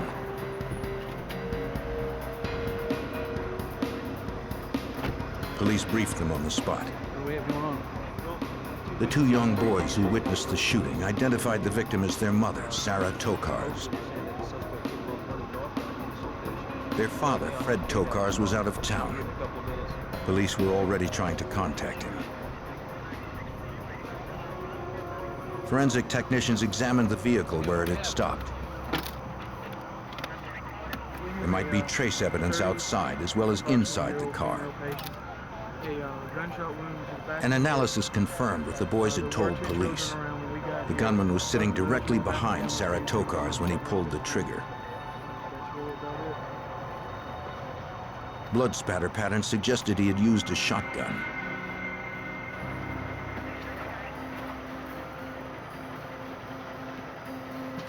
Detectives knew it would be difficult to get detailed information from children so young, especially after such a traumatic experience. The oldest one, 6 years old, would try his best.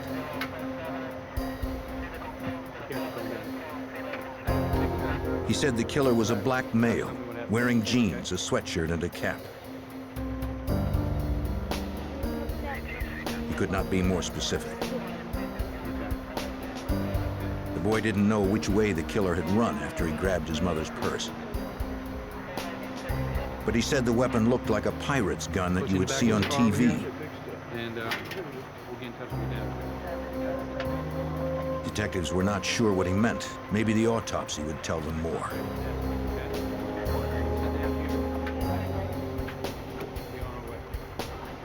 Detectives tracked down relatives living in the area to take custody of the boys until their father could be located.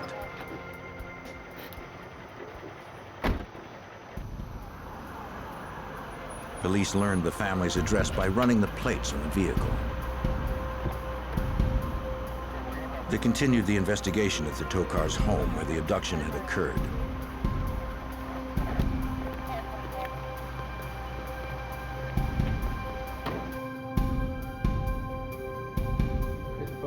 In the living room, they found a security dowel lying next to a sliding glass door. The killer had likely entered the house here.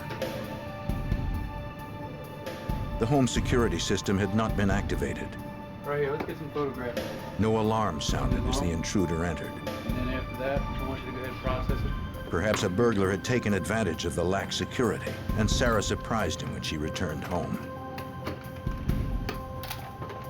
Whoever the burglar was, he hadn't left any trace evidence at the Tokars' home. There was little to go on, according to Cobb County Chief Detective Arthur Allred. At this point, we just really didn't know what happened. This was in a upper middle class neighborhood.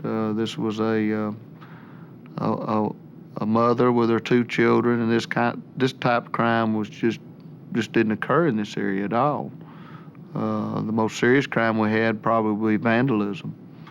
So initially, we were really baffled as to what had happened and why. Sarah's eldest son worked with a police sketch artist and described the man in the dark who had killed his mother. The drawing of a thin black man wearing a knit hat was released to the public. But the 6-year-old's description was too vague to elicit any viable leads. The victim's husband, Fred Tokars, was contacted at his hotel in Montgomery, Alabama. He returned to Atlanta immediately. As a criminal defense attorney, Tokars was aware he would be considered an early suspect in his wife's murder. He had his own attorney present when he spoke to authorities. They quickly established his alibi so police could pursue more promising leads. Detectives confirmed that at the time of the murder, Fred Tokars was in Alabama. He had been visiting a client incarcerated in the Montgomery jail. The grieving husband assured police that he and Sarah had a strong marriage. I don't answer any questions. I just want to basically, see the case. He would do anything he could to help find her killer. Due to the nature of what's going on, we have a job to do. All right, guys. Tokars agreed to walk detectives through the house. Anything messed up here? Yeah, you're alone. As far as he knew, the doors were locked and the security rod was in place when he left for Montgomery. You said it before you left, right? My wife usually does that. He explained that they had intentionally left the alarm off because a plumber was scheduled to fix the hot water heater over the weekend.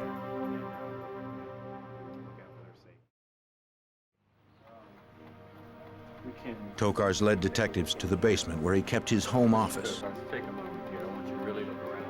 He said he usually had about $1,500 locked in the safe. Now it was open and empty. I do keep some cash in there. Its combination was hidden in a nearby file. Only he and his wife knew it was there. Perhaps Sarah had taken the money on her trip to Florida. It was also possible that the burglar had found the combination and taken the cash. Looks like everything's okay. Ultimately, Tokars couldn't specify how much money, if any, was missing. All right. To police, nothing else in the house seemed disturbed, and no clues pointed to the killer's identity. A lot of people were frightened.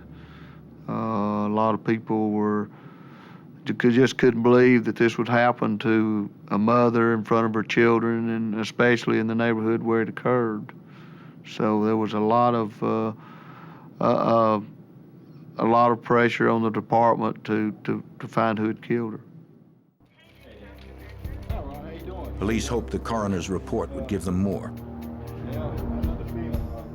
Lab examiners confirmed that Sarah Tokars had been killed with a .410 shotgun. To a child, if that type of weapon had been sawed off, it might look like a 17th century flintlock pistol used by pirates on TV. Only the plastic wadding and buckshot were recovered from the SUV.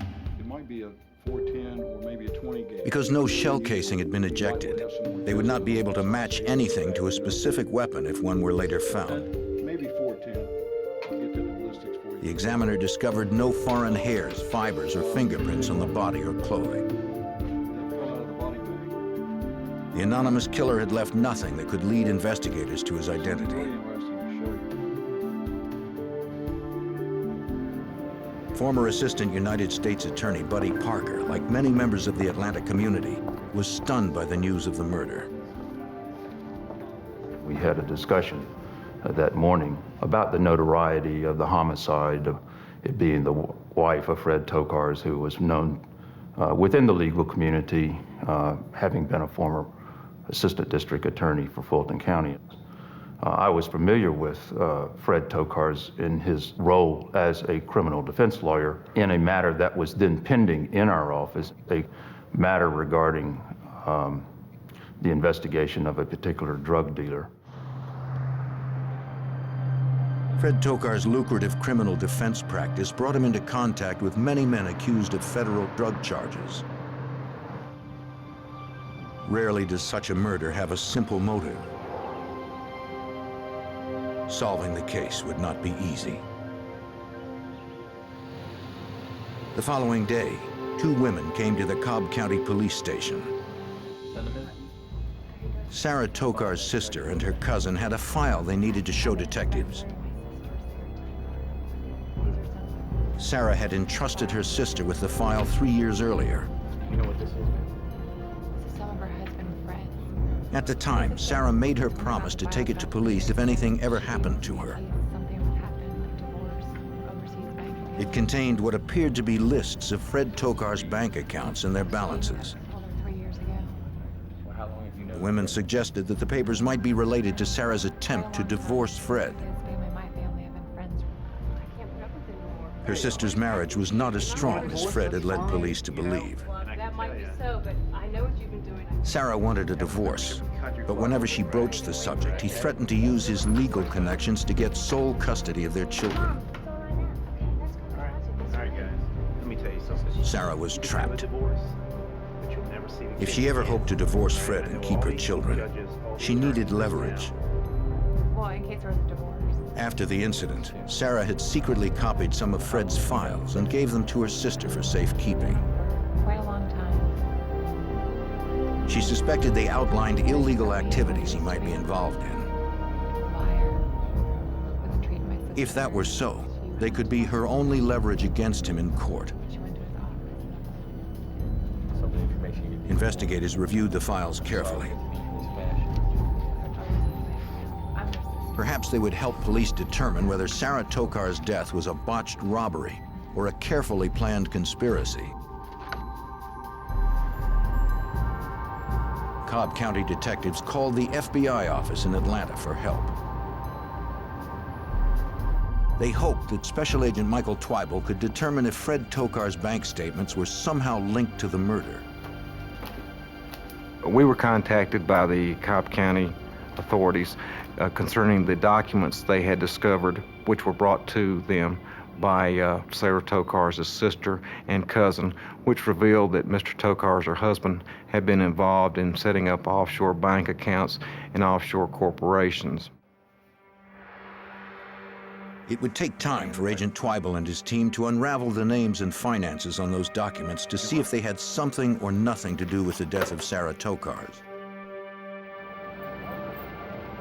On December 3rd, 1997, 4 days after the shooting, Sarah Tokars was laid to rest. Her 2 children were left motherless. Investigators still had no leads that pointed to the identity of her killer. Whoever had killed the young mother was still out on the streets.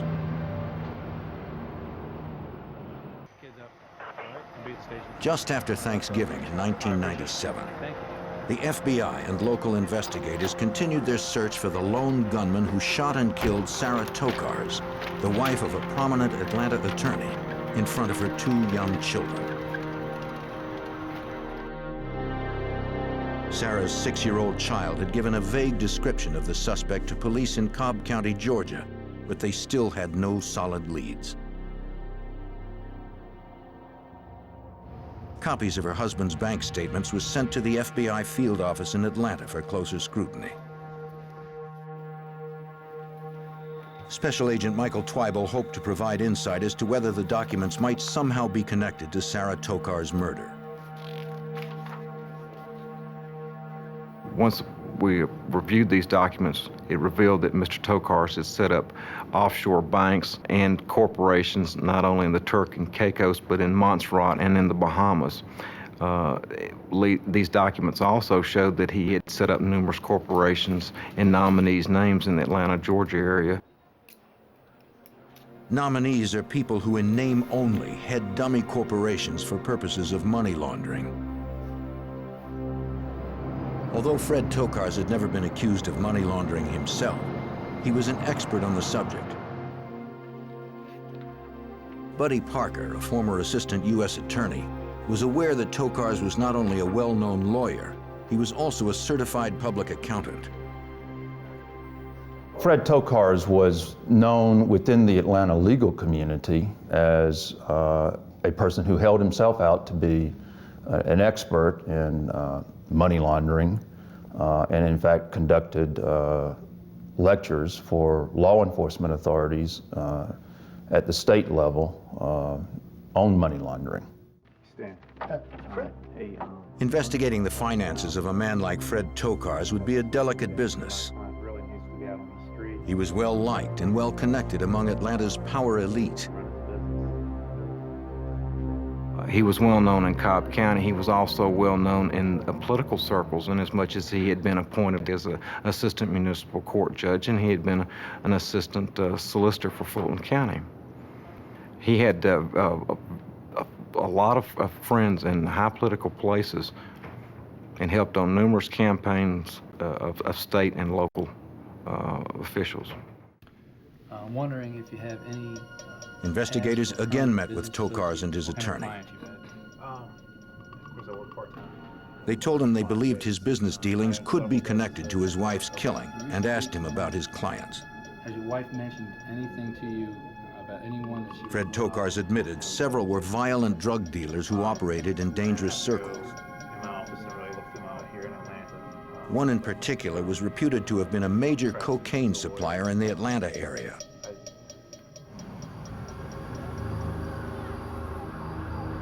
The dealer had returned home to Detroit after another one of Tokars' clients had allegedly forced him out of the South.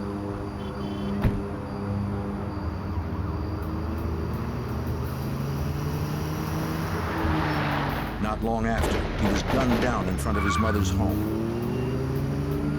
The murder weapon, a handgun found later in a nearby alley, had been traced back to a gun shop north of Atlanta. Tokars suggested that the dealer's remaining crew, or even those who murdered him, could have had Sarah killed to send a message to the lawyer. We can arrange something and get it over to you. Detectives secured a warrant to search the attorney's office to see if they could find any link to the killer in his papers.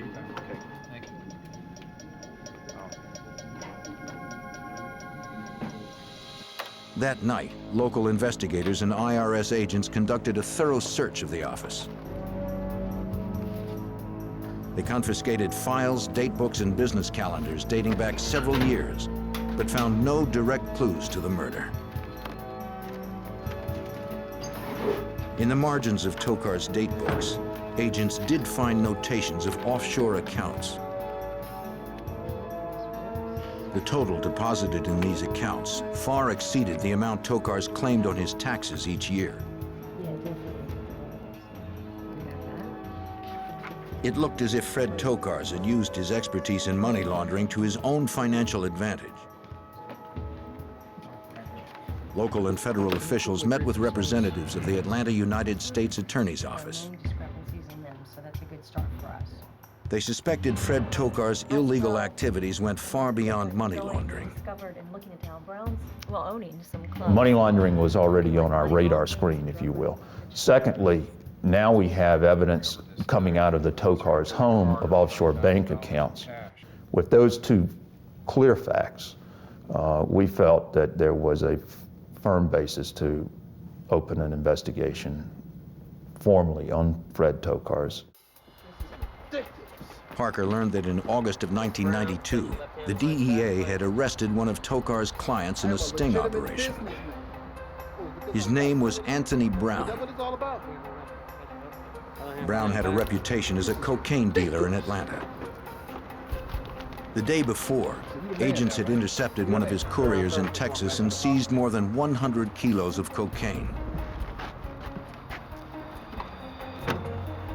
Inside the trunk of Brown's car, agents found $50,000 in cash. They also found documents revealing Fred Tokars was more than Brown's defense attorney. He had incorporated an Atlanta nightclub for the drug dealer. It was believed by law enforcement that the nightclub was a front to help launder the drug proceeds of the drug trafficking organization that Brown was a member of. DEA agent Jeff Dahlman had participated in the sting operation to arrest Brown. Parker hoped Dahlman's drug trafficking case would help with the murder investigation. What had happened as a result of the homicide of Mrs. Tokars was that the light got turned on Fred Tokars' past of what he had been doing for the past several years. And what was illuminated was that he'd been involved with several drug traffickers in the Atlanta area. Investigators wondered how deep that involvement went. Police re-interviewed Tokar's neighbors to see if they had missed anything. I was wondering if on Sunday evening... One close friend confirmed that Sarah wanted to divorce her husband, but she was afraid of him. Not long before she was murdered, Sarah confided that she had found some of her husband's documents that seemed suspicious. According to the neighbor, Sarah said these weren't simply lists of offshore accounts. They were stronger proof of criminal activities. Hey, listen, I need to give you a call back. Yeah, just a few minutes. About a week and a half before Sarah Tokars' murder, Sarah Tokars explained to her that she now had the goods on Fred, that she had found documents or records that indicated he had engaged in or was engaging in tax evasion, and that she was going to go to the authorities with this information and she could then get a divorce. If Sarah had confronted her husband with the evidence, it might have motivated him to harm her. Investigators additionally found the name of a Tokars private investigator. The PI admitted to agents that Tokars had hired him to approach drug dealers about laundering their profits. He was listed as one of the owners, along with Fred Tokars, of another Atlanta nightclub, according to Special Agent Michael Twyble. We determined that he was an owner of a company, but through our further investigation, we realized that he was a nominee. And when I say the word nominee, I mean the fact that he was delegated to the person being legally responsible as being an owner of the club, but in actuality, he was not. Fred Tokars had constructed the entire scheme. According to the private eye, Tokars courted reputed drug dealers like Anthony Brown, men who had a lot of cash, but no place to invest it without raising suspicions of the IRS. Tokars, a money laundering expert, proposed depositing their drug profits in offshore accounts and in businesses like clubs that operated primarily on a cash basis. The money could then be filtered through legitimate financial institutions. And the way you would launder the money is, even though it's still in cash, you would pay entertainers on paper $15,000, when in actuality you paid them $5,000 cash. Tokars would receive thousands for each transaction. He was actively involved, knowing that these people were drug traffickers and what they were doing with their money. The object was to open corporations, mainly nightclubs, cash businesses where they could easily hide their assets, where they could easily run their drug proceeds through them. Authorities believe the connection between Fred Tokars and drug traffickers had somehow led to his wife's murder. But the details were elusive. Get back in that car now! Weeks after the murder of Sarah Tokars, a man capable of murdering an innocent mother in front of her children remained at large.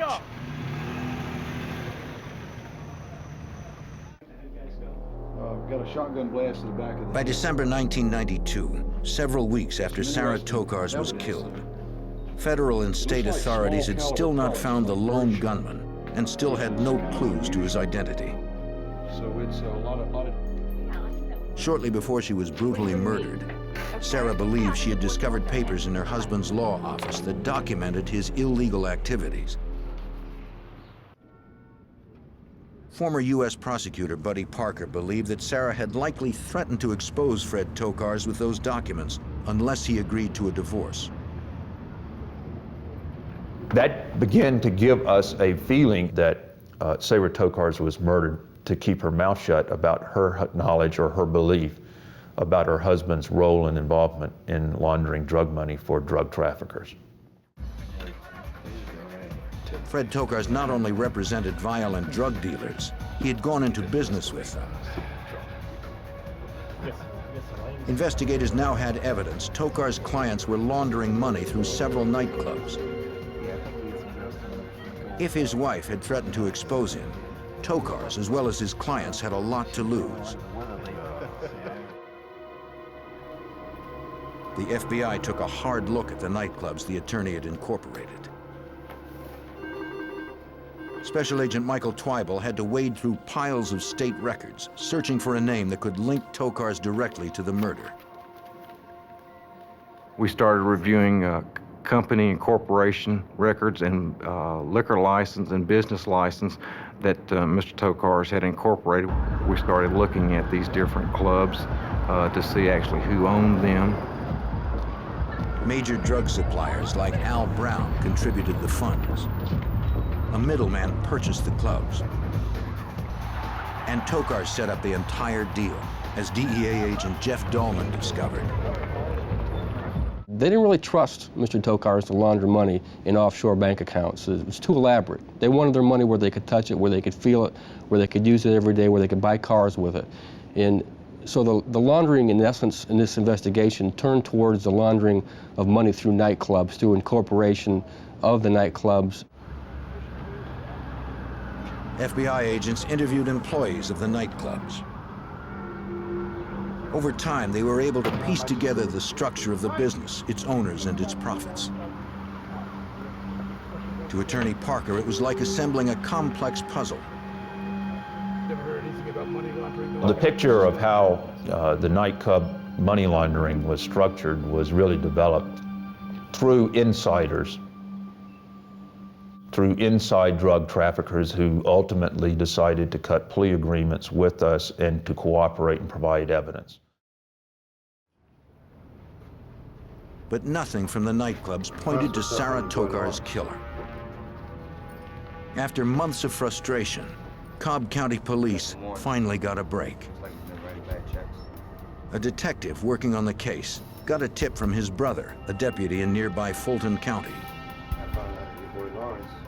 The deputy remembered seeing Fred Tokar's name in the file for a businessman who had an outstanding arrest warrant. The businessman's name was Eddie Lawrence, wanted for writing bad checks on one of Tokar's accounts. Of all Tokar's business associates and clients, Eddie Lawrence was a name he had never mentioned to police. Authorities quickly learned that Eddie Lawrence and Fred Tokar's were involved in several businesses together. These included construction, renovation, and mortgage companies. Tokar's had also defended Lawrence in several minor brushes with the law. It was a long shot, but it was the only lead they had left. Eddie Lawrence had, through Fred Tokar's, been granted access to some of the most prominent individuals within the city. Fred would take Eddie to some of the big political fundraising functions, and all of a sudden Eddie was, like I said, he's very presentable. He could certainly mingle and not be embarrassed at cocktail functions and things, and engage in conversations, and so he was living this wonderful life, and the way he got there was through Fred Tokar's. A few days later, the young businessman agreed to questioning after police discovered records of calls between he and Tokar's on the day of the murder. Eddie Lawrence said he had been in business with Fred Tokar's for almost a year. He claimed the phone calls were all job-related. He knew nothing about Sarah Tokar's murder. The detectives had Lawrence arrested on the bad check charge and then released him on bond. They wanted to see which one of Tokar's associates got nervous when they heard Lawrence was being investigated. This is a shock to me when I heard about her death. The plan worked. A confidential informant contacted police.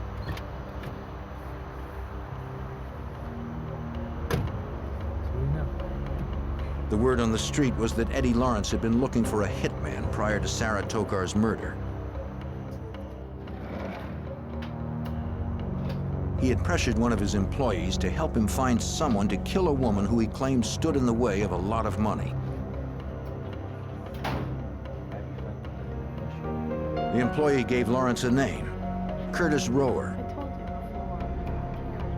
Rower was a drug addict with a long rap sheet including armed robbery. He needed money. Maybe he'd be interested. Although the informant didn't mention Fred Tokar's by name, investigators finally had a potential link between the victim's husband, Eddie Lawrence, and a hitman. Detectives interviewed Eddie Lawrence. No, I deny it. We have information. They questioned him about his relationship with Tokar's. That says recently he was trying to get me on the gun. Why would I have somebody? He claimed no involvement in the murder. When I had nobody around. Police felt he was I'm not lying. making any progress here. I have a warrant. Your name. On December 16, 1992, police detained Lawrence and revoked his bail because of the flight risk.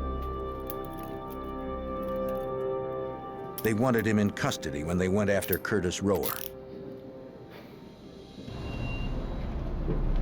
Detectives immediately secured search and arrest warrants for a house in College Park where Rower was staying. They proceeded with caution. If Rower was capable of killing an innocent woman in cold blood, there was no telling what he might do when cornered.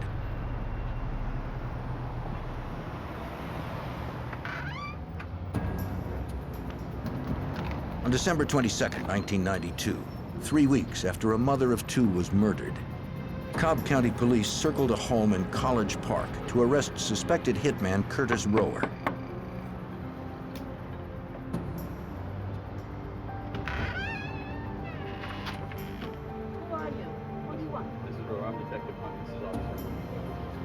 The woman who answered the door said she wasn't sure if Rower was home.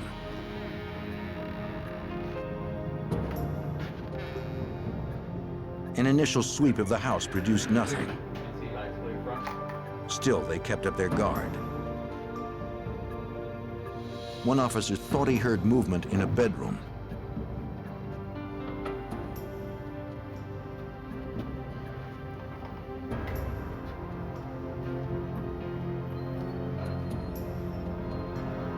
Curtis, you're in the bed. Let me see your hands.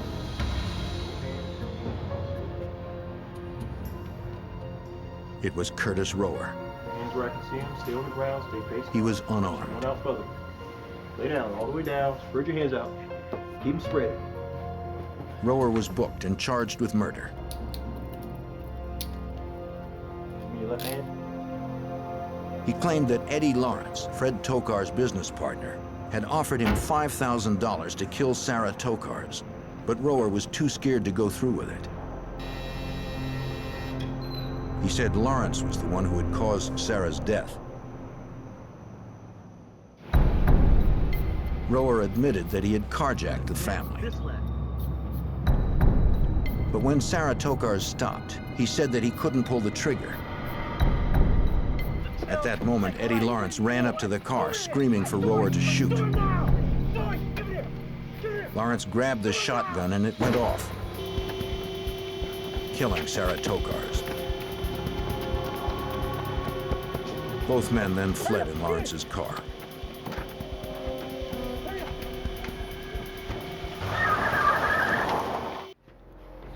Though police believed Rower was downplaying his role, Sarah's 6-year-old son was the only other witness they had to refute his claim. He remembered only one shooter. The boy would be forced to identify the man who terrorized his family from a lineup unless Eddie Lawrence corroborated Rower's story. Authorities charged Eddie Lawrence with conspiracy to commit murder, but Lawrence refused to confirm or deny Rower's statement. Cobb County Police notified Fred Tokars that Eddie Lawrence and Curtis Rower had been formally charged with his wife's murder. He received the news at Sarah's parents' house in Florida, where he was vacationing with his sons for the holidays. Who was on the phone? It's the police. They've arrested someone for the murder. So, thank God for that. His relatives later said that while the rest of the family expressed relief, Fred Tokars did not. He seemed despondent. The arrests of Lawrence and Rower had made national headlines. Tokars was caught in that same spotlight and refused to give any statements to the press. Because the suspected hitman's story conflicted with Tokars' son's version, the 6-year-old was asked to view a suspect lineup. Police explained that though he would be able to see 5 men staring at him, they would not be able to see him. The one-way mirror would prevent that.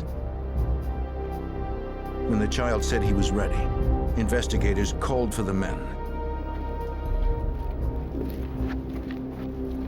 All of them resembled the boy's description of his mother's killer. Okay, Michael. One of these gentlemen may be the person. Detectives reassured him that he could take as much time as he needed. Take your time. Look at me closely. Tell me. But it was no use. The child was either too young or too frightened to remember the killer's face. When relatives tried to reach Fred Tokars in Florida to inform him, he was nowhere to be found. Fred left the company of his in-laws and returned to his hotel room where no one heard from him. And the following morning, they tried to raise him on the telephone. They tried to find him, and there were no responses.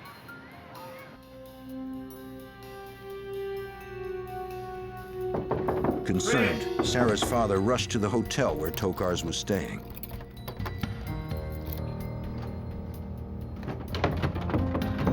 Fred! Fred! Fred! Fred Tokars had swallowed a handful of sleeping pills and washed it down with beer.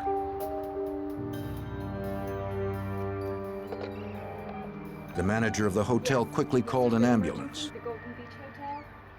He had apparently attempted to take his life after hearing that Eddie Lawrence, this business partner of his, had been arrested for the murder of his wife. Sarah's father found a note written in Fred Tokar's handwriting on the table beside the bed. In the locked hotel room, Fred Tokars wrote a long, rambling note apologizing for the pain and suffering his lifestyle had inflicted upon his family. He wrote that Sarah was a great woman.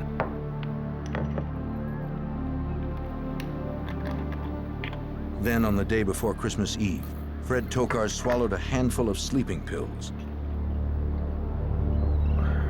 enough to kill him. Fred Tokars lay on the bed, barely breathing. If he died, the truth about his wife's murder might die with him. Come on, Fred. Yes. Yes, there's been emergency. In late December of 1992, Fred Tokars, the once prominent Atlanta attorney now suspected in his wife's murder, lay motionless in a Florida hotel room from an overdose of sleeping pills. He was rushed to a nearby hospital where they were able to revive him. Thank you for coming down today. After his release, he held a press conference. A tough time for myself and also for my children.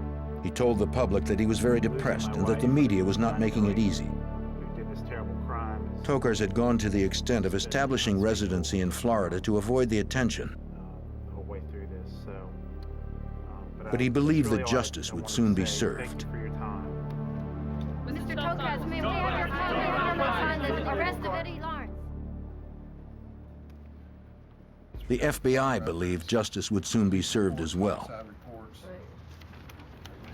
Convinced that Fred Tokars had used his business associate Eddie Lawrence to hire a hitman to kill Fred's wife, Sarah, the team of federal and local investigators would use federal racketeering statutes known as RICO to prosecute Tokars. Building a RICO case to prove Sarah Tokars had been killed to protect her husband's illegal activities meant outlining those activities in detail. The RICO statute. It attacks basically this conspiracy of individuals who are out committing all types of different crimes, not necessarily together, but they're all for the benefit of this criminal group to exist, to continue to exist, and to make money. Looks like things are coming together a little bit. I appreciate all you. A federal grand jury named Tokars as an unindicted co-conspirator in the homicide. Yeah, we've come up with some. Though Tokars' partner, Eddie Lawrence, had remained silent after 7 months in prison, investigators hoped the public indictment might encourage Lawrence to testify against Tokars. Not long after, the Atlanta U.S. Attorney's Office received a phone call that Eddie Lawrence was ready to cooperate in exchange for sentencing consideration.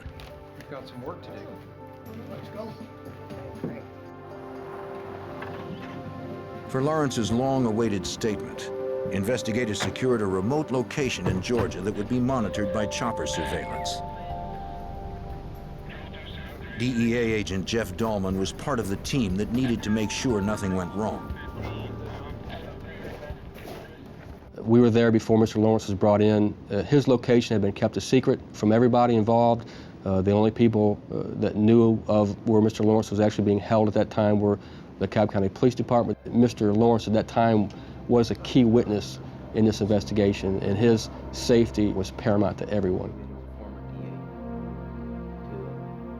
Inside a fortified house, Eddie Lawrence told investigators that he and Tokars were not just partners in the construction business. They were also involved in laundering drug money. $900,000.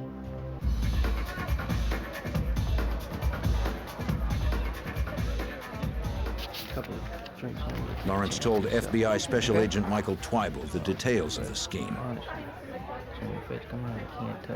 Mr. Tokars wanted him to try to solicit drug clients in the various nightclubs and bring them to him so he could launder their money. And in turn also set up Eddie Lawrence into several businesses. Yeah, we can get this one just a little bit later. We might Lawrence owed his success to Tokars. He also owed the attorney $70,000 in business debts. Fred Tokars approached Eddie Lawrence indicating that, that Sabre now was going to try to divorce him and take everything he had, and he wasn't going to let that happen, and he couldn't afford to allow her to do that to him, and he wanted her killed. Lawrence refused initially. Although he had been involved in drug dealing, he had never been involved in murder. Mr. Lawrence said, well, just let her have the house and the kids and the cars. And Mr. Tokar said, I've worked so hard, I'm not going to let her have it. Lawrence said that Tokars planned the murder for several months. His first idea was to have Sarah shot in his office, but decided the couple's home was a better location. Tokars was to pay Lawrence $25,000 for the hit. Mr. Lawrence advised that Mr. Tokars wanted to be out of town and that for Mr. Lawrence to commit the murder as a burglary, basically in front of his children, which is very unusual. He told Mr. Lawrence that the kids would get over it, that they're young, and it wouldn't bother them saying that their mother was murdered.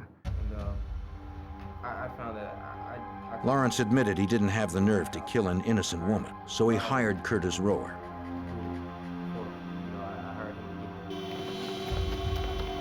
After Rower shot Sarah Tokars, Lawrence drove him away from the scene.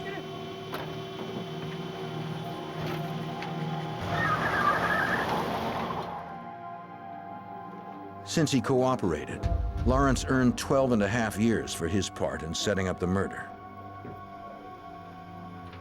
The hitman he hired, Curtis Rower, was sentenced to life without parole. For the time being, Tokars was still a free man. Mr. Tokars had custody of his 2 children. Our concern during this time and the rest of Mr. Tokars was that there could be some harm done to the children. And Mr. Tokars was aware that he'd been watched. The media was still down in Florida at the time. He knew that people were watching him daily, and we had to develop a plan to get Mr. Tokars out of the house where there'd be no harm done to the children or to himself, and tried to effect the arrest. The agents knew Tokars hated the press. They posed as reporters, lurking around the condo, hoping to elicit a response from the wanted man. And the game plan at that time was to have Mr. Tokars come out and check us out, which he had done previously to other people that had been parked in the area.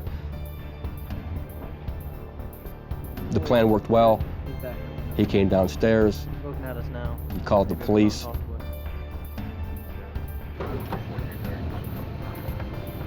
Local officers arrived, aware of the ruse.